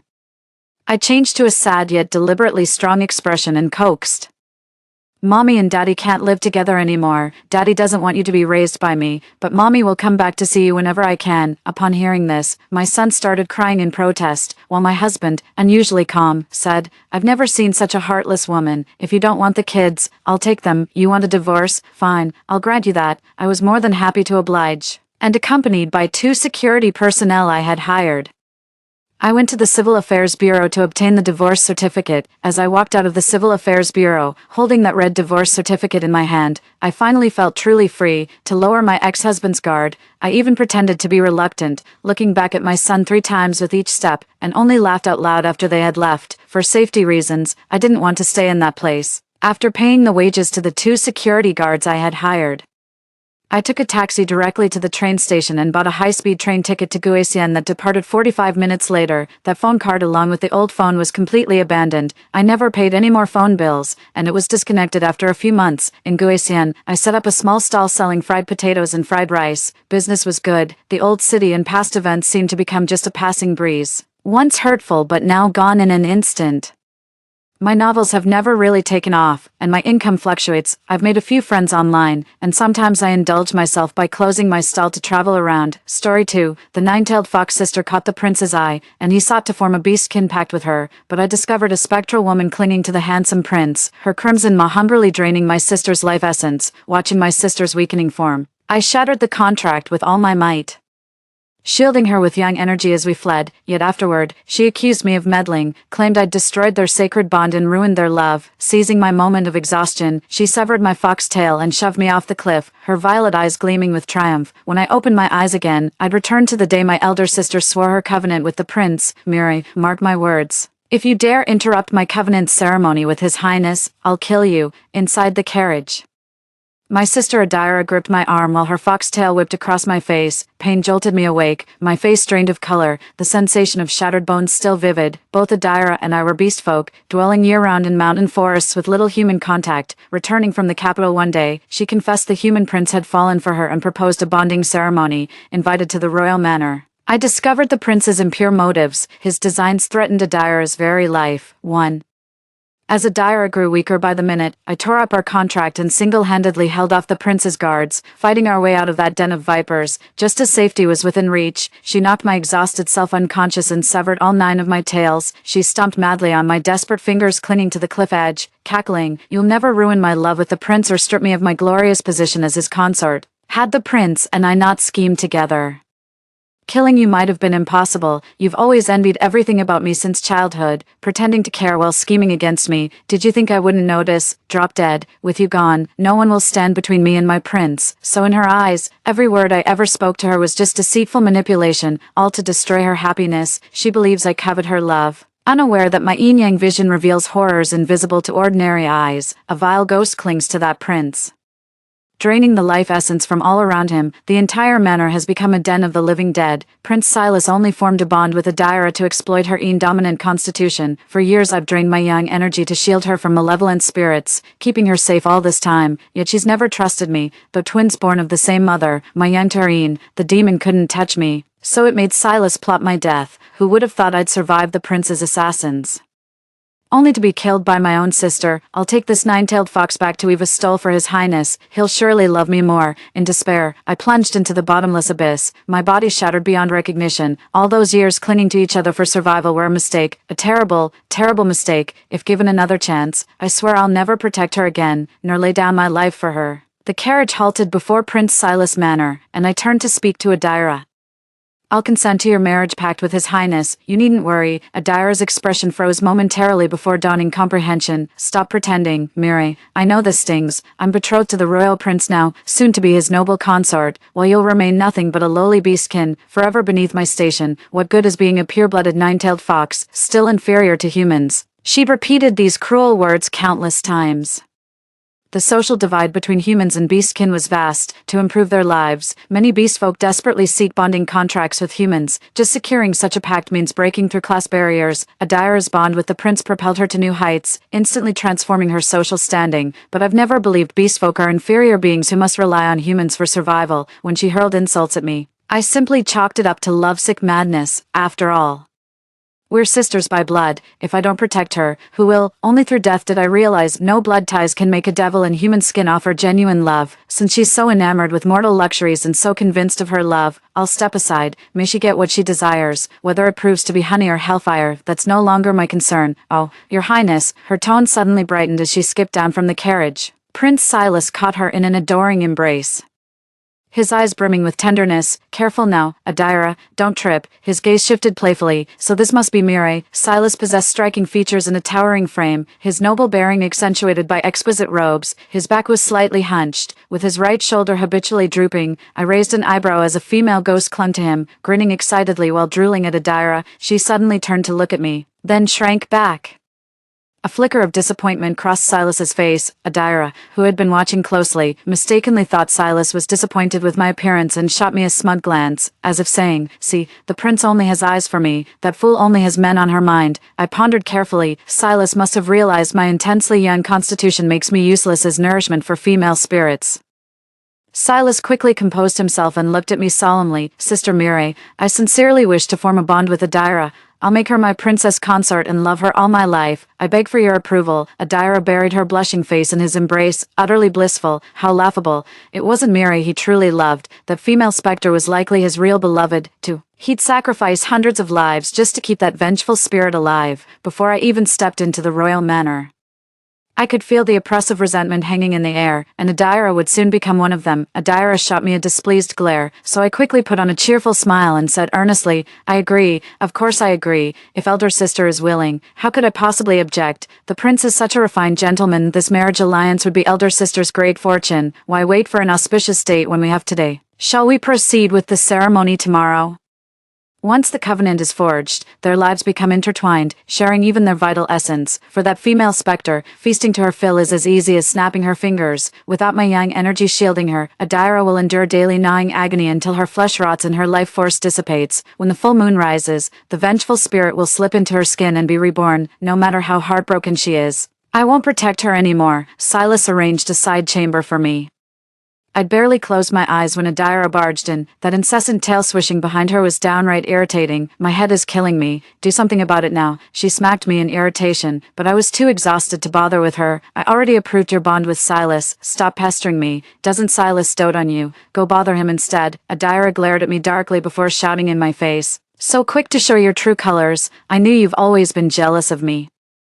Can't stand to see me thrive. With your selfishness and laziness, no wonder no human would ever choose to bond with you. You'll remain a lowly nine-tailed fox your whole life. Get up and fix this now. Are you trying to kill me with pain? I irritably shook off her hand and sprang up, sleep deprivation fueling my temper. After all my care and the money I've earned for us, you dare call me lazy and gluttonous? If you truly think I have ulterior motives, let's end this decade-long relationship and spare me your constant nagging. Meeting her disbelieving gaze, I spoke calmly. Since you're marrying into the human clan tomorrow, you'll be their lady now. As humans say, marry a chicken, follow the chicken, marry a dog, follow the dog. Go to Silas then, consider us through. Adira looked as if she'd been slapped, her face turning ashen while the fur on her tail stood on end. Having relied on each other since childhood, she grew accustomed to my patience and gentleness, taking everything for granted while constantly finding fault with me. She'd always say, how did I end up with such a hopeless younger sister? In her eyes, not rushing to form a contract with humans was the epitome of failure. She was utterly convinced, completely oblivious to how terrifying it is to surrender one's fate to another's hands.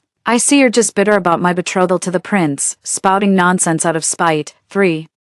You want me to call off the royal engagement and become a lowly beastkin like you, don't you? As Adira consoled herself, my casual glance revealed why she'd sought me out tonight. The moment I was reborn, I withdrew the yang energy that had been shielding her. The manor teemed with spirits, and her constitution made her the perfect vessel for these creatures. Before long, they clustered around her in swarms, clawing at her flesh. Deprived of my yang energy, she couldn't even endure such minor torments, but why would I ever help her again? Once I become the princess consort, I might throw you some scraps, you ignorant fool. If you don't want to end up destitute, start thinking of solutions now. My head is killing me. Oh really? I picked my ear and stood up. What exactly can you offer me? She sneered. The entire royal estate will be mine soon. I'll have everything I desire. As for you, she rolled her eyes.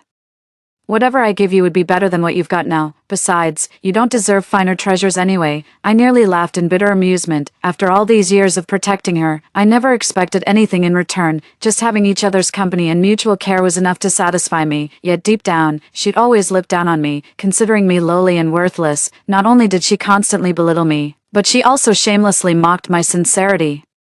I grabbed her by the tail and flung her out the door. If I'm so unworthy of your favor, go find someone else to be your sister. I refuse to acknowledge such a shameless sibling like you. Get the hell out of my sight. Outside, I saw malevolent spirits coiling around her, gnawing at her life force as she frantically pounded on the door, thrashing her tail in agony. Mire, I'll kill you. I'll have the prince execute you. I couldn't care less. No matter what she says.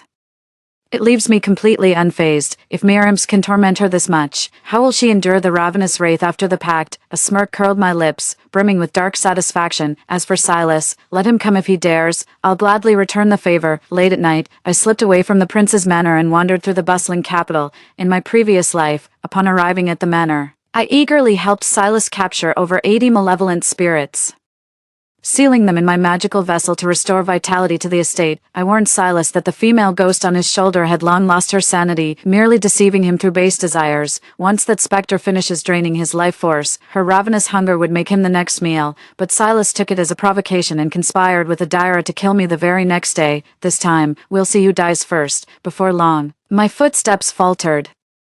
I knocked on the remote courtyard's door, 3 sharp raps, before an elderly man slowly appeared, eyeing me with astonishment. Young apprentice, I patted his shoulder and said, "Master, I've come to seek your guidance." The old man beamed with joy, producing a compass from his mouth. Just as the divination foretold, the chosen one arrives this very night. I gave a wry smile and corrected him, "Not the chosen one, more like your worst nightmare." 12 years ago, I encountered a hamster beastkin while chopping firewood in the mountains. He noticed my rare duality, a body of extreme yang energy yet possessing yin-yang vision, and deemed me exceptionally gifted for spiritual cultivation. Since then, I've been apprenticing with him intermittently, mastering demon-subduing arts and honing my yin-yang sight to protect Adira. The old man strongly disapproved. "You're draining your life force to protect her. Yet my divination shows she's your natural opposite. This bond will bring you misfortune." Foolishly, I dismissed this as the first miscalculation from the infallible old seer. That single misjudgment cost me my life, my vision blurred with unshed tears, heart aching with unbearable bitterness. The old man simply smiled without a word, then produced a gleaming golden object from his mouth. "Since you're back, let's pull off something big." I looked down and realized it was none other than an imperial edict. At the stroke of midnight, mournful flute melodies would endlessly echo through the palace halls. None but His Majesty could hear it. With practiced eyes, I scanned the palace and discovered a blood-soaked female ghost beneath the dragon pedestal. Clutching a flute she played ceaselessly each midnight. The melody was a Jiangnan folk tune, telling of lovers torn apart by villains. The dying woman's lingering flute notes bound her spirit to this world, stubbornly believing her flute-playing beloved still waited there. When I recounted this to the emperor, understanding dawned upon him instantly. Days later, Consort Hilda was banished to the cold palace, where the emperor found that very flute in her chambers. 3. The female ghost, having no lingering attachments, was purified after I sealed her in my demon-quelling pouch, the emperor said approvingly. "Your Eminence truly possesses peerless talent. Stay for tomorrow's palace banquet to admire the moon with us." Gazing at the chests of imperial rewards before me, I accepted. The palace banquet was in full swing under the bright moon, with music and dancing filling the air. I saw Adira again after what felt like ages. Just half a month had passed, yet her eyes were sunken and she'd grown alarmingly thin, though her lavish robes concealed much. Those once proud nine-tails now stood like withered sticks, their luster gone, their appearance pitiful. The news of Prince Silas' betrothal to a beastfolk has caused quite a stir. Who'd have thought the royal family would produce such a romantic fool willing to marry one? They observed Adira with inscrutable smiles. "Prince Silas' taste isn't all that impressive. I thought this beastfolk must be some breathtaking beauty to have him so smitten. Wasn't she supposed to be a nine-tailed fox? That tail looks suspiciously fake to me. This beastfolk looks even worse than the scullery maid in my household." "Nonsense. That maid of yours is downright radiant. How could she possibly compare?" Mockery swirled around Adira as her nails drew blood from her palms, yet she dared not retaliate against any of them. Other beastfolk would conceal their fur or tails upon entering the capital, but Adira, convinced of her uniqueness, made no such effort. I warned her. But she accused me of being jealous that her tail was more alluring. Little did she know how many despised beastfolk, while coveting their exquisite pelts for profit. Even Silas, who shared her bed every night, had a particular fondness for such trophies. The manor teemed with vengeful spirits. Most were beastfolk lured there by deception. I sipped my tea leisurely when Adira's gaze suddenly sharpened. She straightened her posture and stormed toward me. "Mireille, didn't you swear to cut ties with me? How dare you shamelessly follow me into the palace? Have you no dignity left?" A vindictive smirk finally broke through her frustrated expression. "What's my status now? And what's yours? How dare a lowly beastkin like you set foot here? Guards, throw this wretched creature out." I casually brushed my sleeves and waved my hand before my nose. "Ugh, what's that awful stench? My lady, did you forget to rinse your mouth this morning?" I studied her once proud face. "Seems like you didn't wash your face either." Adira lashed out in fury, swinging her tail at me. I dodged slightly, and the eunuch attending His Majesty caught the brunt of her strike. "You uncouth orc, where are your manners?" He took a closer look. "Isn't this Prince Silas betrothed? I can't stand you orcs, utterly vulgar. Can't even keep your tails in check. Mark my words, such insolence before the wedding will get you divorced soon enough." Humans looked down on orcs.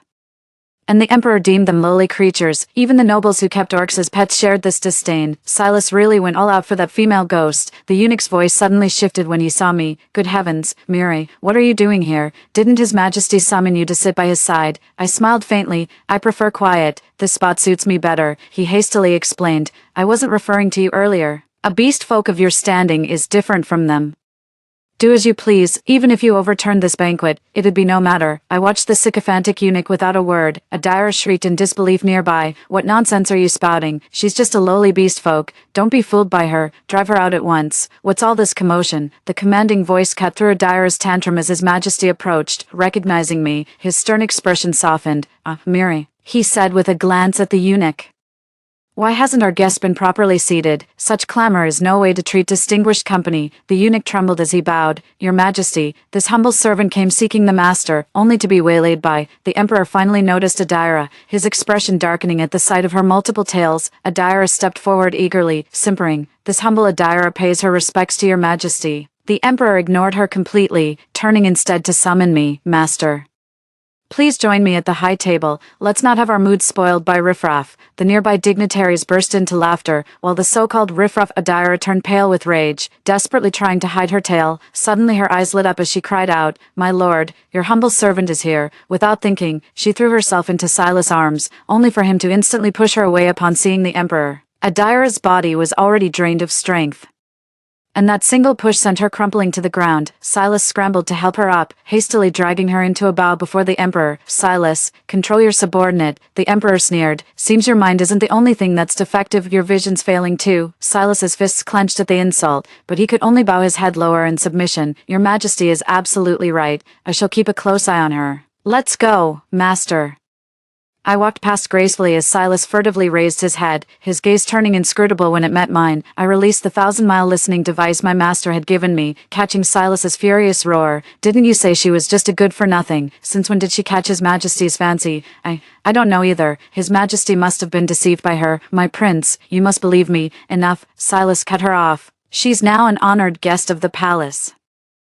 Stay away from her. That sister of yours is far more cunning than she appears. I eavesdropped with amusement. Who'd have thought their honeymoon phase would end within mere weeks? Silas probably dropped all pretense the moment their contract was sealed. My love-struck sister remains oblivious. The full moon will mark her final night. The vengeful spirit has nearly drained her life force. When the moon waxes full, it'll claim her body as its vessel. Silas, awaiting the ghost's resurrection, shall inherit only a mindless creature of slaughter. Does he truly believe murdering innocents will win him his beloved?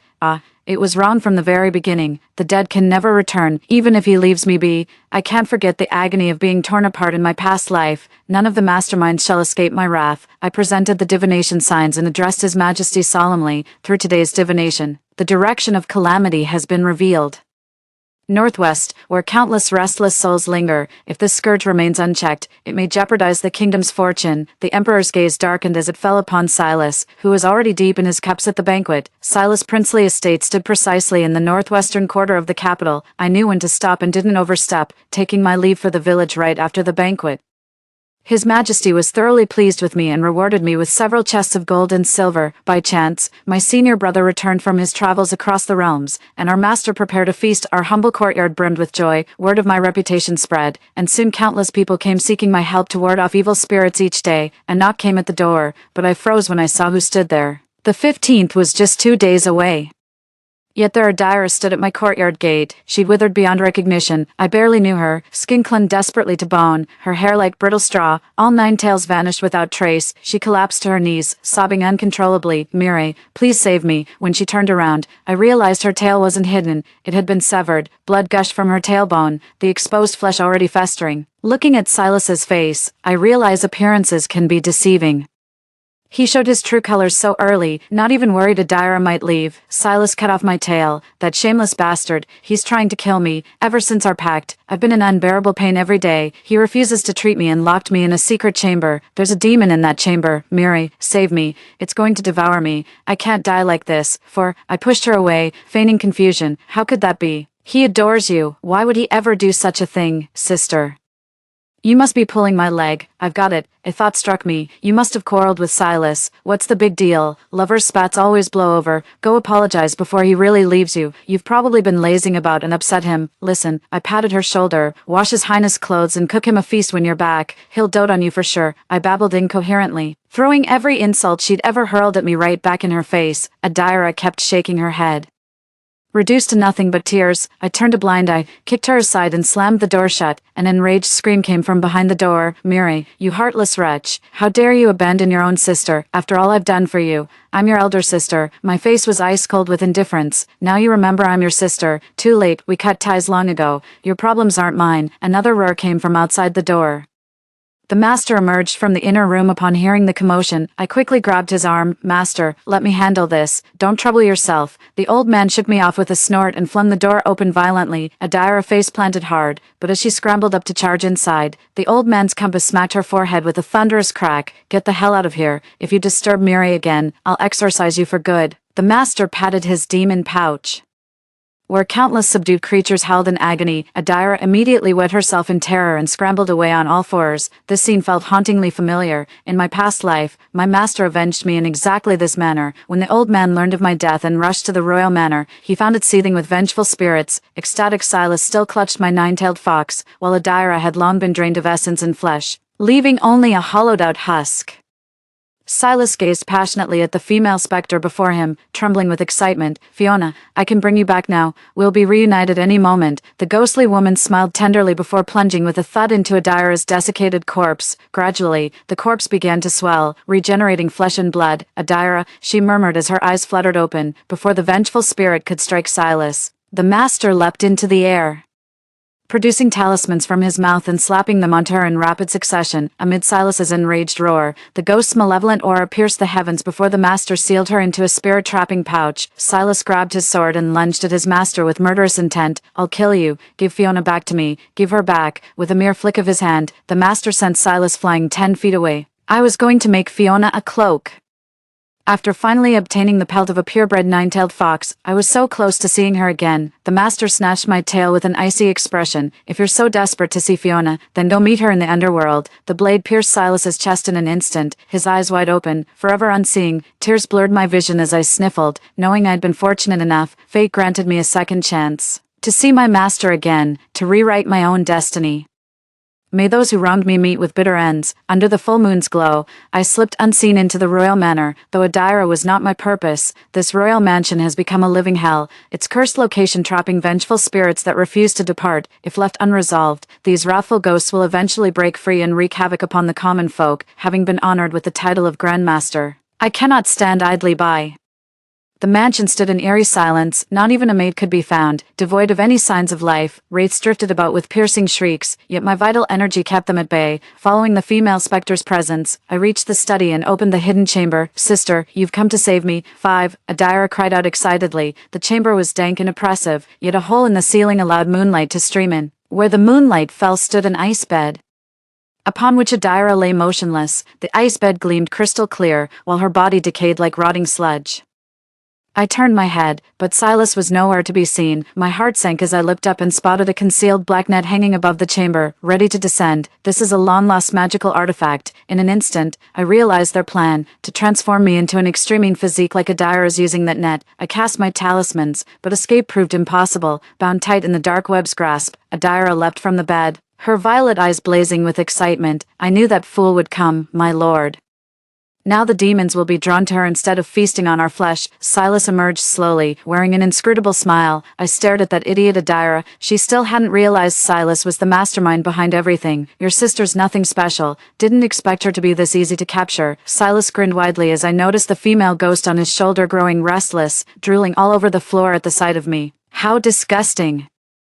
Silas clapped his hands and moved me onto the ice-cold bed. Adira applauded with venomous glee. Mire, facing your end, any last requests for your dear sister? If I'm feeling generous, I might humor you. Moonlight washed over me as my life force drained away, and the female ghost began greedily devouring my essence. Yet Silas pushed her aside, sitting beside me to stroke my face. If Fiona had a face like this, he mused, I wouldn't say no. He then let out a lewd chuckle.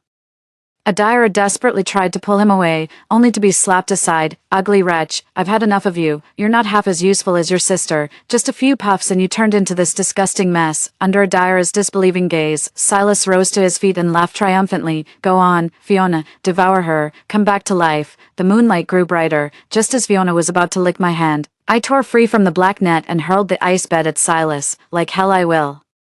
You're the one who's gonna die. I leapt into the air, my 9 tails swelling in size as I whipped them fiercely at the pair. Amid their panicked screams, I hoisted the ice slab once more and hurled it at the trembling Silas and Adira. No, the two collapsed to the ground, their blood flooding the corner, though most of it was Silas's. Adira was already just a breath away from death when the vengeful spirit, sensing her weakness, devoured her last gasp and possessed her body. Sister, save me. Before she could finish her plea, her life slipped away. As the corpse began to bloat, I didn't hesitate. Drawing my peachwood sword, I drove it straight through her. Bang! Adira's body shattered into pieces as the female specter shrieked, pinned helplessly beneath my sword. Hungry, I released my grip. There's another meal over there. Under Silas' disbelieving gaze, the wraith frenziedly devoured his flesh, her piercing wails echoing through the chamber. I raised my peachwood sword and impaled both the man and the ghost in one strike. Since you love each other so dearly, you may die together. This is the romantic ending I've prepared for you. With the creditor dead, the vengeful spirits in the manor lost their will. One by one, I sealed them into my demon-purging pouch and affixed purification talismans. No sooner had I finished than the Imperial Guards arrived in full force. I was escorted into the royal palace. The Emperor inquired with evident satisfaction, Great Master, you've rid our kingdom of evil through tremendous effort. Name your reward. Bowing my head in thought, I ventured, any reward. This subject does have an audacious request to make. Speak freely. Drawing myself upright, I met the Emperor's gaze. Though beastfolk and humans share this land, we're divided by rank and privilege. Yet through these events, I've learned one's true nature. Not birth determines worth. Orcs possess innate physical prowess. Harnessing their strengths would bring considerable benefits to our kingdom. I beseech your majesty to permit orc enrollment in our academies, to let those hiding in the mountains live alongside humans, to grant them access to education, civility, and the freedom to live without fear. I dream of the day when orcs and humans coexist in harmony, jointly contributing to our nation's prosperity. I dropped to my knees with a thud, clasping my fists. Your servant volunteers to become the test case for this judgment. No matter how arduous the journey or how few travel companions remain, let them mock and scorn. Their words hold no power over me. Under my hopeful gaze, the Emperor finally gave a slow nod. Night receded as dawn's first light broke across the horizon. I stepped slowly out of the palace, certain that the freedom I spoke of would one day come. The end. Next story. My neighbor seems to have been reborn.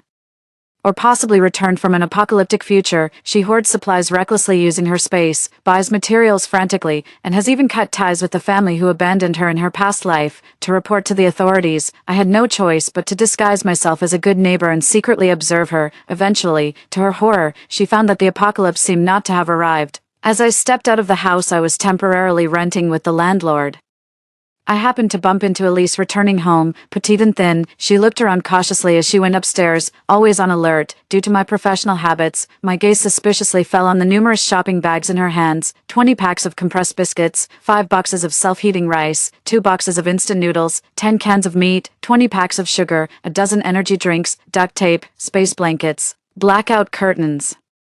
These were all supplies typically reserved for disaster preparedness or relief. Given her small stature and delicate limbs, clearly lacking physical strength, she was not likely an outdoor adventure enthusiast. So what was she buying all these for? Seeing me pause thoughtfully, the landlord simply handed me the keys to apartment 605. She casually reminded me to check out the apartment again if I wished, before leisurely heading upstairs to collect rent. Meanwhile, Elise hurriedly darted into apartment 603, slamming the iron door as if to evade someone. Soon after, a middle-aged woman holding a chubby child chased up to this floor, desperately pounding on the door. Elise, you ungrateful wretch, how dare you sell the house behind our backs? I'm telling you, you have to transfer the property to Bryce. If not, don't you dare call me Mom. I'll act as if I never had you as a daughter. The woman cursed several times, breathless from exertion. The chubby boy, about 6 or 7 years old, also showed a fierce look in his beady eyes, imitating the adults. He kicked the door a few times and cursed along, you ungrateful wretch. Pleased with the scene, Elisa's mother then pulled the child into her arms and loudly issued an ultimatum to the people inside. Next month Bryce is starting kindergarten, and if we can't move into your school district house,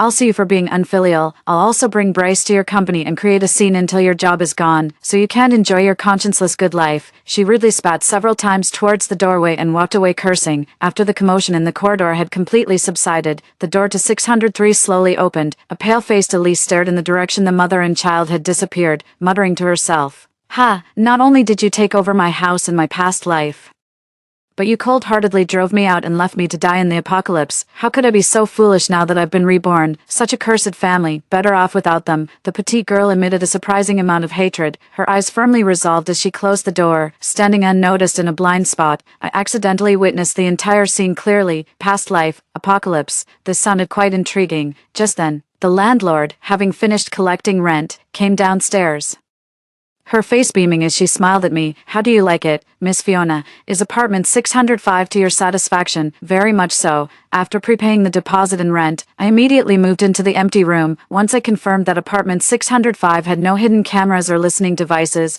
I casually sat down on the floor. "Carson, pull up someone's records for me, especially medical records. Check if she has a history of mental illness, in less than 10 minutes."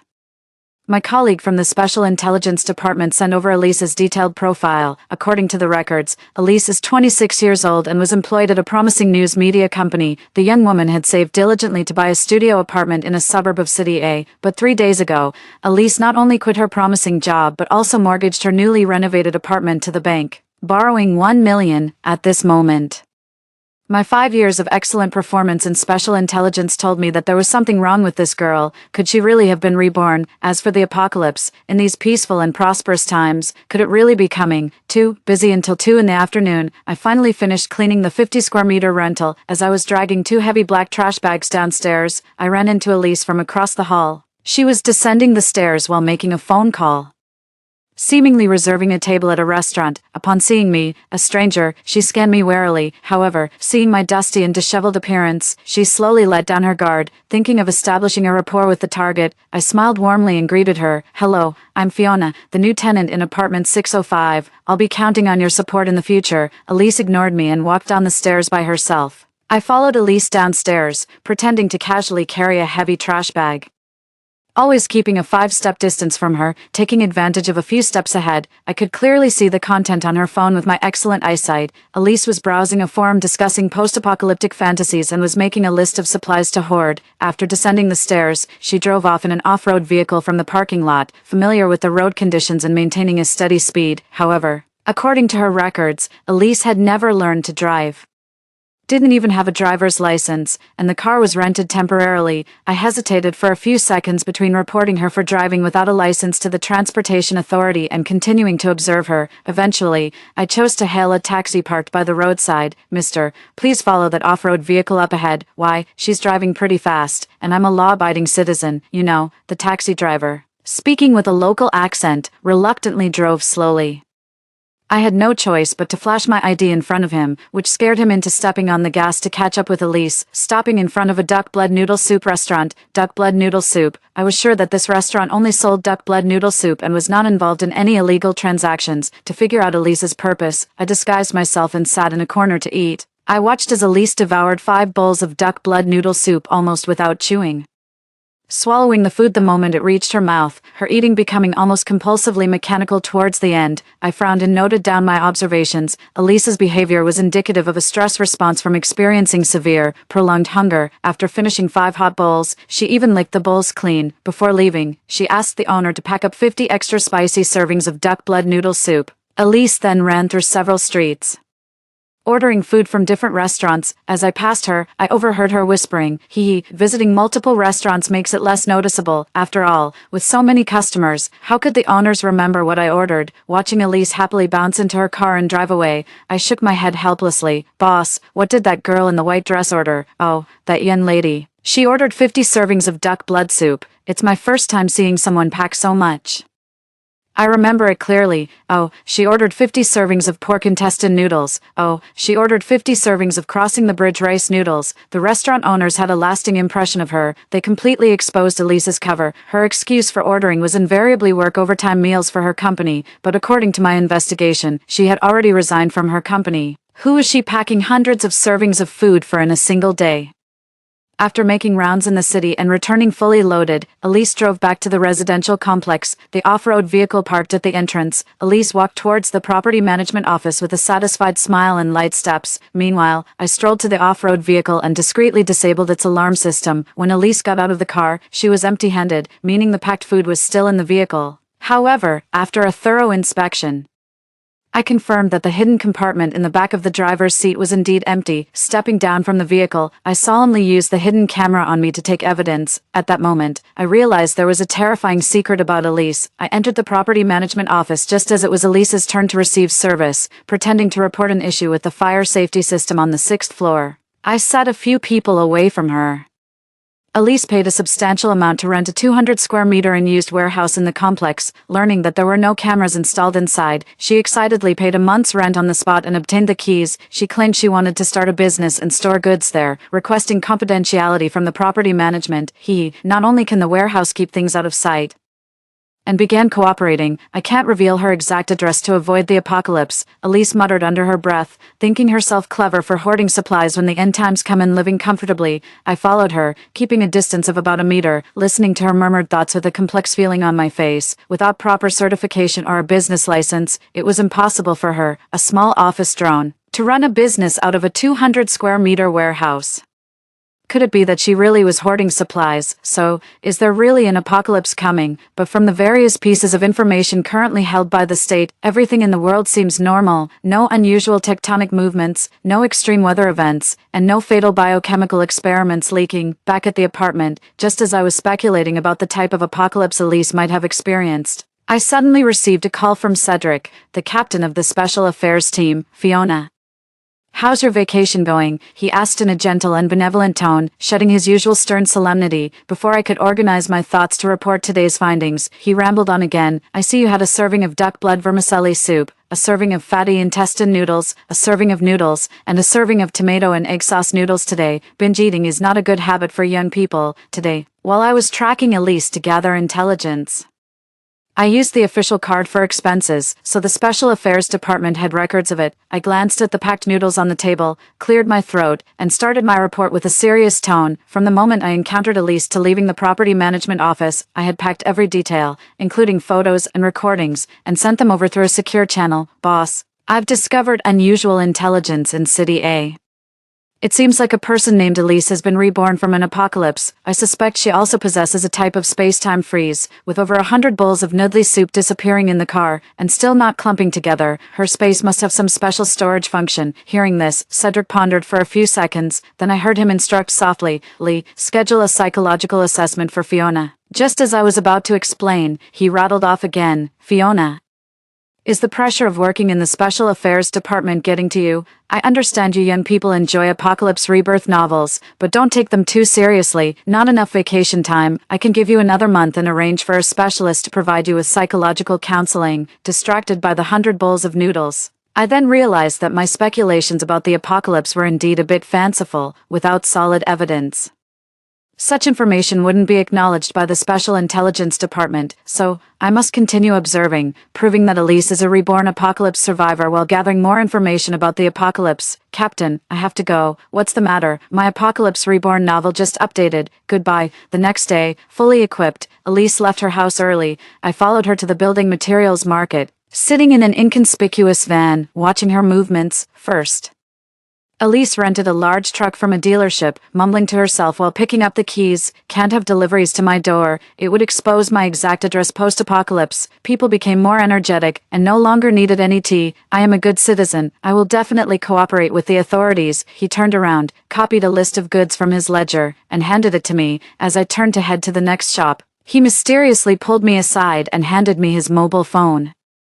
On the screen was a group chat full of hardware store owners. The chat was filled with hardware store owners discussing, accompanied by a long list of supplies. Guys, I got a big order today. This morning, a young lady bought a batch of thermal insulation materials from me, and she even asked me to come over tomorrow to install sealed windows and underfloor heating. She came to my place too, ordered a combustion fireplace, solar panels, and a generator. What do you think she's up to? Hey, Now that you mention it, I remember a girl who asked me for blackout curtains, soundproofing cotton, door seals, and even inquired if I could install an electric grid and bulletproof glass. Everyone in the group was chiming in, and within moments, they had completely exposed Elisa's secret procurement operations. The complete list was in my hands in less than 10 minutes: thermal insulation, underfloor heating, heaters. Is she preparing for some sort of severe ice age apocalypse? As I left, the hardware store owner was reluctantly expressive. "Comrade, we've noticed this person has been acting suspiciously, buying all sorts of things, and that big truck of hers is really strange. As soon as the goods are loaded, they disappear by the time she reaches the next stop. What normal person does this? If she's a dangerous element, you must catch her." I nodded, shook his hand, and thanked him. Elise drove her truck slowly. By the time I caught up in my van back to the neighborhood, she had just reached the warehouse door. The real drama was about to begin. I immediately turned on the warehouse's internal surveillance and requested a live connection with the Special Situations Department. The property management claimed there were no cameras in the warehouse, but special circumstances called for special measures. Once the live feed connected, Cedric, the head of the Special Situations Department, appeared on the screen with a kindly face. "Fiona, I heard you bought a lot of hardware at the building materials market today. What's the matter? Feeling overwhelmed? I think you should stop reading those post-apocalyptic novels. They're getting to you." He spoke with a gentle, smiling tone. Surrounded by members of the Special Situations Department, I was speechless for a moment before directly streaming the warehouse's surveillance footage to them. Everyone watched as Elise waved her hand and the goods from the truck moved into a space. With another wave of her hand, she placed them on the empty space in the warehouse. Finally, content, she took out a steaming bowl of spicy intestines noodles from the space and started eating with delight. Everyone was shocked and fell silent. Cedric was the first to recover, frowning uncertainly. "Fiona, is this some kind of post-apocalyptic movie? The filming technique is quite unique, Captain."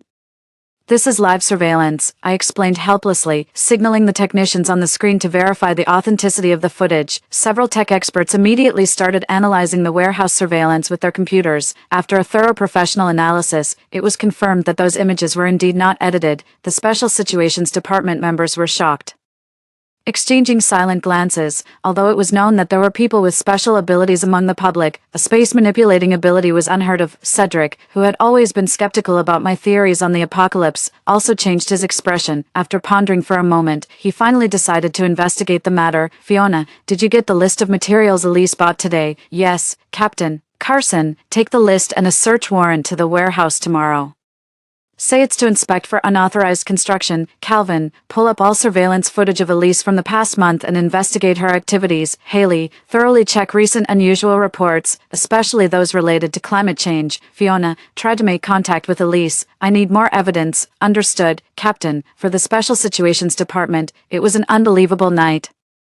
The information I currently held was still insufficient to convince the vast machinery of the state to act, but at least, the apocalyptic issue was making some progress. That night, Elise slept deeply, unaware that her information was fully exposed to the authorities. Early the next morning, she resumed her hoarding behavior like a hamster stocking up, following a list from an apocalyptic post. Elise drove to the largest local wholesale market. I followed in a van, with Carson, a technical expert skilled in tracking and eavesdropping, sitting beside me. This meant I no longer needed to keep close tabs on Elise myself. She started by hoarding a large amount of food at the wholesale market: 500 cases of bottled water, 200 cases of instant noodles, 300 cases of compressed biscuits, 100 cases each of self-heating hot pots in 5 flavors, 500 cans each of pork, beef, lamb, and fish, 200 bags each of salt and sugar, 100 gin of cured meat, spicy beef hot pot, mushroom beef, curry beef, so many flavors of hot pot to slowly enjoy. When the time comes, no matter how much those ghostly family members beg, I won't open the door or give them anything. I want them to freeze and starve outside, to taste the despair I felt in my past life, in a deserted corner of the wholesale market, while Elise couldn't help but cover her mouth and giggle, muttering under her breath, to observe her closely. I got out of the van and stationed myself not far from the corner. After hearing her mumbling, I frowned and remotely connected with Carson in the van to make sure the eavesdropping was being recorded, then asked again, "Lee, are you sure she doesn't have a history of mental illness?" Then, Elise moved on to sweep through the living supplies area. She picked up 200 sets of winter clothes, including pants, coats, and quilts, 200 boxes of disposable underwear and socks, 100 boxes of sanitary pads, 50 boxes each of toothbrushes and toothpaste, binoculars, cartridge stoves, alcohol stoves, oxygen tanks, gas masks, high-rise survival ropes. She also collected small weapons like Swiss Army knives, stun guns, and pepper spray. Seeing the list of weapons, I clicked my tongue in regret. What a pity, Elise is still too timid. If only she was bold enough to purchase firearms through illegal channels, I could have simply taken her in. It would have been so much easier to bring her in for a talk officially. From morning till night, Elise went home with a van full of goods. Of course, what she took was only a small part of her total supplies. Due to her massive demand, the wholesale market needed more time to arrange everything. Fiona, are we really going to let her have all this? She borrowed the money from the bank to hoard these supplies. If it really were the apocalypse, she wouldn't have to pay it back. It's like she's aiming to get everything for free. Carson was dumbfounded as he filled 10 pages of A4 paper with the long list of supplies, clearly indignant. I thought for a moment and shook my head. She won't get it. The market authorities will soon catch on to her. I'm calling the police to catch you all. She tenderly helped up Elise's father and took out her phone to call the police, but was stopped by the guilt-ridden Elise's father. I curved my lips into a smile and casually picked up Bryce, who was coming at me with claws and fists. Go ahead and call the police. I want to see if the police will handle your kidnapping and human trafficking case. Elise's mother panicked, rushing over like a mother hen trying to snatch back her son. Bryce, let go of my Bryce. Elise is my biological daughter. What human trafficking? She held the frightened Bryce and argued loudly, but clearly lacked confidence. As the sound of approaching police sirens grew closer, the guilty members of Elise's family quickly got into their cars and fled. Whimpering, Elise squatted on the ground, hugging her knees and sobbing painfully, her cries giving me a headache. The team leader wanted me to make contact with the target person, but I felt like I had gotten myself into big trouble. Elise's front door was kicked down, so I had no choice but to temporarily take her back to my apartment. As she nestled in a corner of the sofa and sobbed softly, I reluctantly handed her a notebook. Is this notebook yours? The cover boldly read Survival Guide to the Apocalypse. It was indeed the little notebook Elise used to list her apocalypse survival plans and supply lists. Elise, initially immersed in the sorrow of her family's preference for males over females, suddenly woke up. She quickly looked up and snatched the notebook back into her arms, her face full of wariness. Rebirth and the apocalypse were her biggest secrets, which she absolutely could not let slip. Pretending to be unaware, I smiled at her kindly. I was just trying to find the owner of the notebook. Sorry for taking a peek. Are you a writer, or just interested in apocalyptic themes? I see you've written quite a bit about apocalypse-related materials. Caught off guard, Elise nodded frantically. Yes. I love reading about apocalyptic scenarios, so I took some notes. Heh.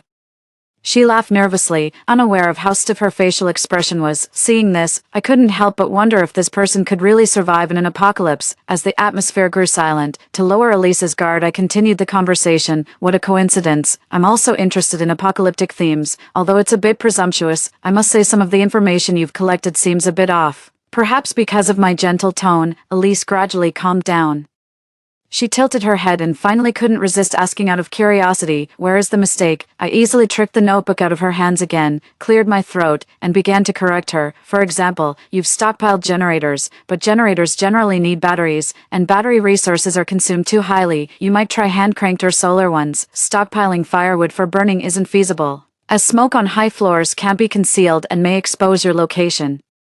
For calcium and protein, don't buy milk as it easily spoils. Consider protein powder or vitamin pills instead. For the issue of using the toilet during water outages, I wouldn't recommend cat litter. Instead, try compressed rice husk bedding used in farms, which after use can also be composted to significantly reduce waste. Lastly, if you're lacking practical knowledge, I suggest you buy the 1969 Barefoot Doctor's Manual, the 1984 Military and Civilian Talent Companion, or the 1959 Militia Military Training Manual, which I believe will be useful to you. After a lengthy analysis, Elise's look at me changed. She became even more wary. Somewhat resignedly, I pulled out my veteran ID from an inner pocket of my clothing and showed it to her. I've served in the military and have some knowledge in these areas. I later joined a special agency, though of course, there was no need to tell her that, knowing I was a retired military personnel.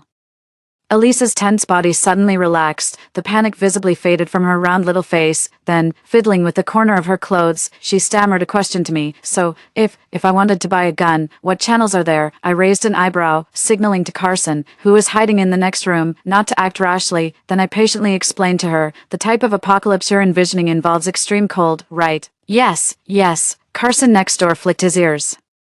And the keyboard clattered as he typed up the report. Common handguns being circulated in the black market are just scrap metal in extremely cold conditions. The precision of firearm accessories declines, gun oil goes bad, and it's easy for the guns to jam or misfire. Moreover, firearms wear out, and bullets have a shelf life and are easily scrapped. All in all, for ordinary people, cold weapons are more practical. After this analysis, Elise felt dizzy and couldn't understand a thing.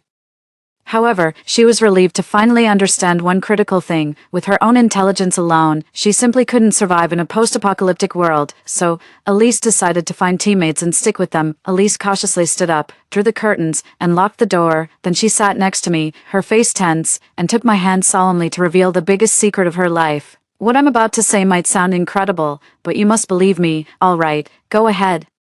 I nodded to reassure her, guessing what she wanted to confess. Elise took a deep breath and finally made up her mind. Actually, I was reborn from a post-apocalyptic world. Under her anxious gaze, I showed no sign of surprise. Do you have any evidence? I neither believed nor disbelieved her outright. Instead, I continued to ask her for evidence of this post-apocalyptic world. This was crucial as I needed solid evidence to convince the national authorities to take action. Elise, who had prepared herself to be disbelieved and to explain a lot, was taken aback by my question. She collapsed on the sofa, furrowing her brow as she thought hard. I patiently sat beside her, and thoughtful enough, poured her a glass of water as she seemed tired from all the thinking. After about half an hour, Elise perked up. Next, I will tell you 10 things that you can wait and see happen. Okay, good. I pulled out a notebook from my pocket and began to write. While Carson in the next room was ready at his keyboard, on August 28, 2024, at 8 p.m., a massive red aurora will break out over H province. On September 1, 2024, a fire will occur in a residential block in a city, resulting in 41 deaths and 123 severe burns. On September 2, 2024, a truck driver on an overpass in G City will suffer a heart attack, causing a chain reaction crash with many casualties. On September 5, 2024, a magnitude 7 earthquake will strike D region, causing countless injuries and deaths. Elise slowly recalled each major news event from that year. Luckily, she worked in the media and was highly sensitive and attentive to such information. She not only remembered the precise dates and locations but could also recite detailed data. These events included natural disasters and human accidents, and if they came true, they would prove her claims. I focused on taking notes, while Carson in the next room was fiercely typing away. After stating these predictions, Elise completely collapsed. Do you believe me? You don't think I'm crazy, do you? As I left, she suddenly grabbed my hand nervously. I smiled and nodded, handing her a bank card worth 200,000 yuan. I believe you. Since Elise acknowledged that we were teammates, she moved into my house. Even the next morning, she suddenly started dragging me to stock up at the grain market. I sat in the passenger seat of the truck, chatting with her sporadically while organizing clues about the details of the apocalypse: lack of water resources, temperatures as low as -70 degrees, damaged power networks, communication cutoffs, transportation halts, and national order collapsing. Elise reached the grain warehouse. Sir, I'd like to buy 1,000 bags of rice, 50 tons. Sorry, there's a limit on grain purchases now. A single person can only buy 2 bags. Would you like them? Elise then went to the farm. I need to purchase 30 tons each of cabbage, rapeseed, spinach, and scallions, plus 40 bags of seeds for each, said the customer. Sorry, but there's a limit on vegetable purchases right now. How about I weigh out a few fresh pounds for you to stir-fry at home? The shop owner replied. Elise arrived at the slaughterhouse. I'd like to buy 200 live cows, sheep, pigs, and chickens each, and 5 tons of fresh meat, she requested. Sorry, there's a limit on meat purchases now. How about just taking a chicken home to stew? The shop owner suggested. After shopping around, the corner of Elisa's large truck was still unfilled. Faced with the sudden imposition of food purchase limits, she turned pale and nervously grabbed my hand. What's going on? Has something happened? At that moment, I was wearing headphones, listening intently to a series of reports from Carson. Hearing her, I gently closed my notebook and shook my head. It's nothing. If anything, it was a good sign, indicating that the authorities were already aware of the apocalyptic news and were beginning to take action. On the 10th day after Elise moved into my place, I was urgently recalled by the Special Affairs Department. It was the night of August 28, 2024, just 3 days ago. A rare red aurora burst over H City, fulfilling Elisa's first prophecy. The team leader sent me the assembly location in a neighborhood filled with old residential buildings in a city. According to the prophecy, at 6 p.m., lightning would strike one of the buildings and cause a fire that would kill many. I arrived at the scene at 5:30 p.m., the residents of the building had already been evacuated, and the fire department was on standby nearby, but the weather was clear and sunny, with no thunderstorm warnings issued by the meteorological department. Many officials gathered, quietly observing, while the nearby residents were confused. 5:58 p.m., 5:59 p.m., 6:0 p.m., boom, suddenly, thunder roared, and the top of the old residential building caught fire instantly. Cedric methodically issued firefighting commands, instructing the fire department to assess the original fire level and casualty numbers. Standing among the crowd, I watched Elise, who was breathlessly rushing to the scene. Seeing the smoke but the building otherwise intact, she froze. Then looked confusedly at the ready officials. The residents who had survived the disaster cheered around her, hugging their families and shedding tears of excitement. In disbelief, she muttered softly, "Can it really be changed? Is it actually possible to change?" I closed my notebook and walked over in my uniform. "Thank you for the information," I said. Elisa's face scrunched up in confusion and then anger. "Are you in league with them?" Seeing me nod in confirmation, she angrily turned and ran away. I didn't have time to chase after her, as the third and fourth prophecies were about to happen soon. On a freeway overpass in G-City, traffic inspectors stopped a truck driver with a heart condition. 20 minutes before a magnitude 7 earthquake in D area, the government issued an emergency evacuation order, the day the national machinery officially announced its operation. I received orders to bring Elise back to the Special Affairs Department. When I returned to the apartment, I unexpectedly found the door to apartment 605 wide open. As I entered, Elisa's family had shown up again. This time they didn't abduct anyone, but they laid out many documents in front of her. "I've raised you for so many years, calculating at 30,000 per year. You owe the family 660,000, said her father. "Since you don't want to return to the village to get married, then pay us back, or else I'll take you to court," he threatened, "if I don't get the money today.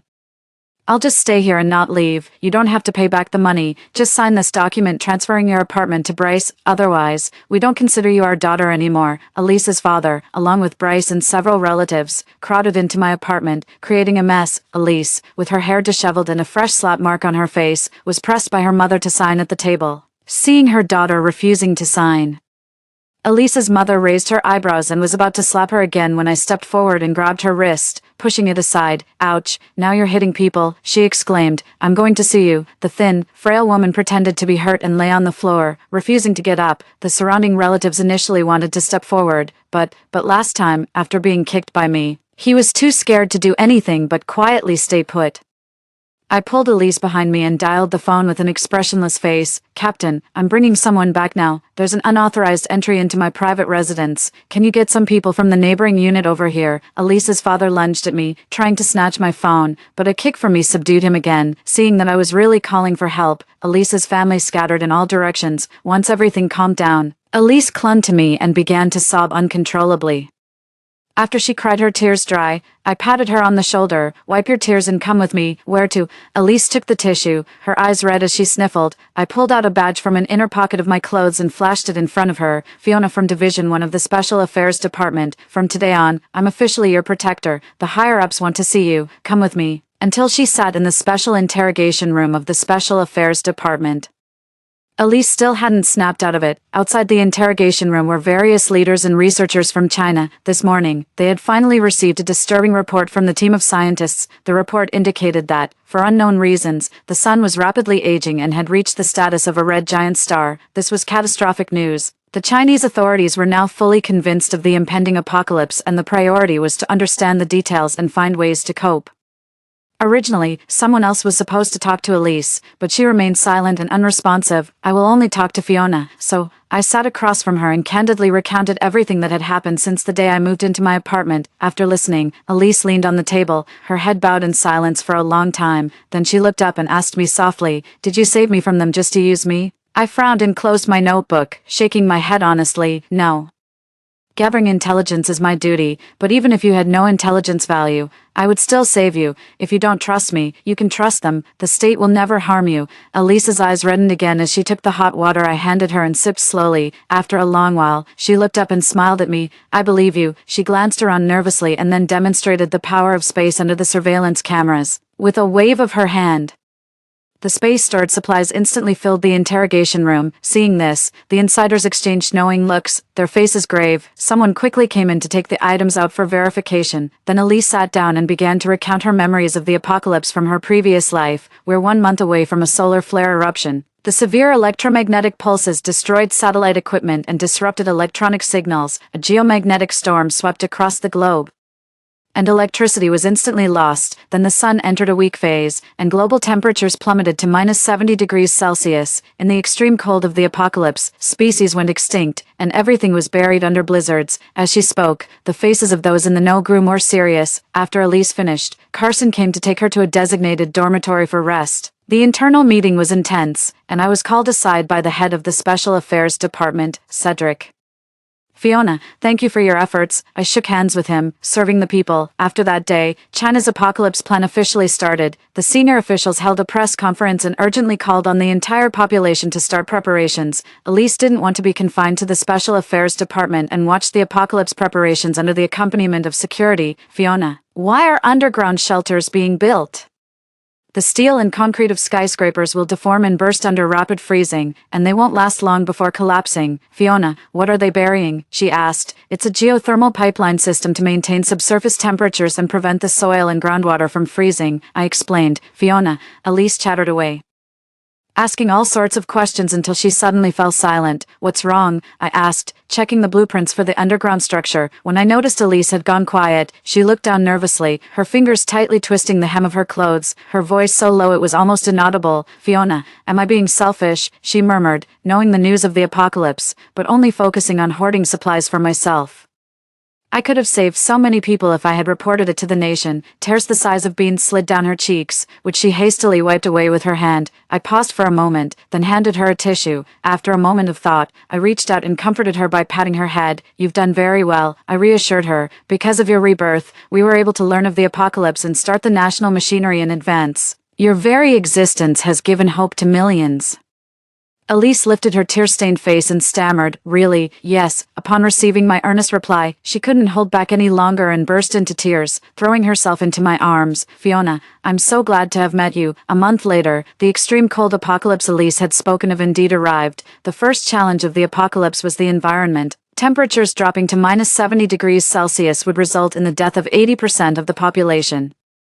The nation announced the locations of shelters 5 days in advance and declared a full evacuation. Each underground shelter was vast, with walls made of thick insulation materials that blocked out the cold air. The shelters were equipped with central temperature control systems to maintain a basic living environment. All citizens orderly registered their information, accepted their allocations, and received basic supply packages. A new order and currency of credits were established, turning all labor contributions and surrendered materials into points. The second challenge was food. In harsh survival conditions, countless people died from hunger or violence over a few morsels of food. In the last month, the nation centralized control over the national granaries and urgently harvested crops from all regions: wheat, soybeans, corn, sweet potatoes, and highland barley. Vegetables and fruits were dehydrated and turned into comprehensive nutritional packs.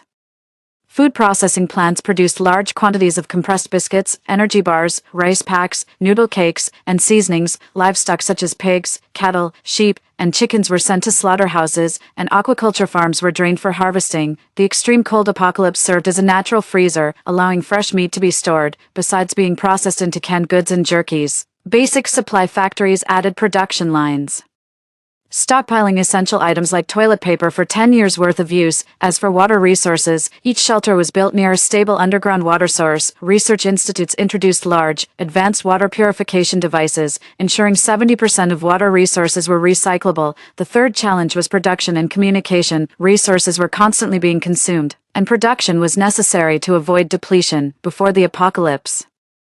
The nation widely promoted low-temperature cultivation techniques and developed frost-resistant seeds. Batches of preserved livestock and fish species were distributed across the regions. After population migration, each shelter rapidly recruited labor to expand underground planting and breeding bases. Technical talents nationwide were summoned to expedite the transfer of electricity and communication systems underground. The military maintained absolute control over weapons stationed at shelters. With the national government remaining unbreakable, industries gradually resumed production, maintaining order during the apocalypse. No one knew when the apocalypse would end, but at least life wasn't too bad. As a special contributor affecting the fate of the whole nation, Elise received a protection order. Elise's family was arranged to another shelter, and it was unlikely they would ever meet again. On a peaceful and calm night, I finished work at the Central Shelter's Special Affairs Department and headed home. Elise knocked and peeked in, then breezed into the room. She pulled out supplies from her space, casually setting a table full of dishes. "Today, sister's treating you to hot pot. From now on, we'll eat well and live a beautiful life," she declared. Her supplies hadn't been confiscated, it was allowed by the higher-ups. I took out some cola I exchanged with credits from the cabinet and placed it on the table. The rich scent of butter wafted through the room, steam rising everywhere. As we ate, Elise started laughing, but soon her eyes welled up with tears as she looked up at me. "It feels like the apocalypse has come, and yet it hasn't."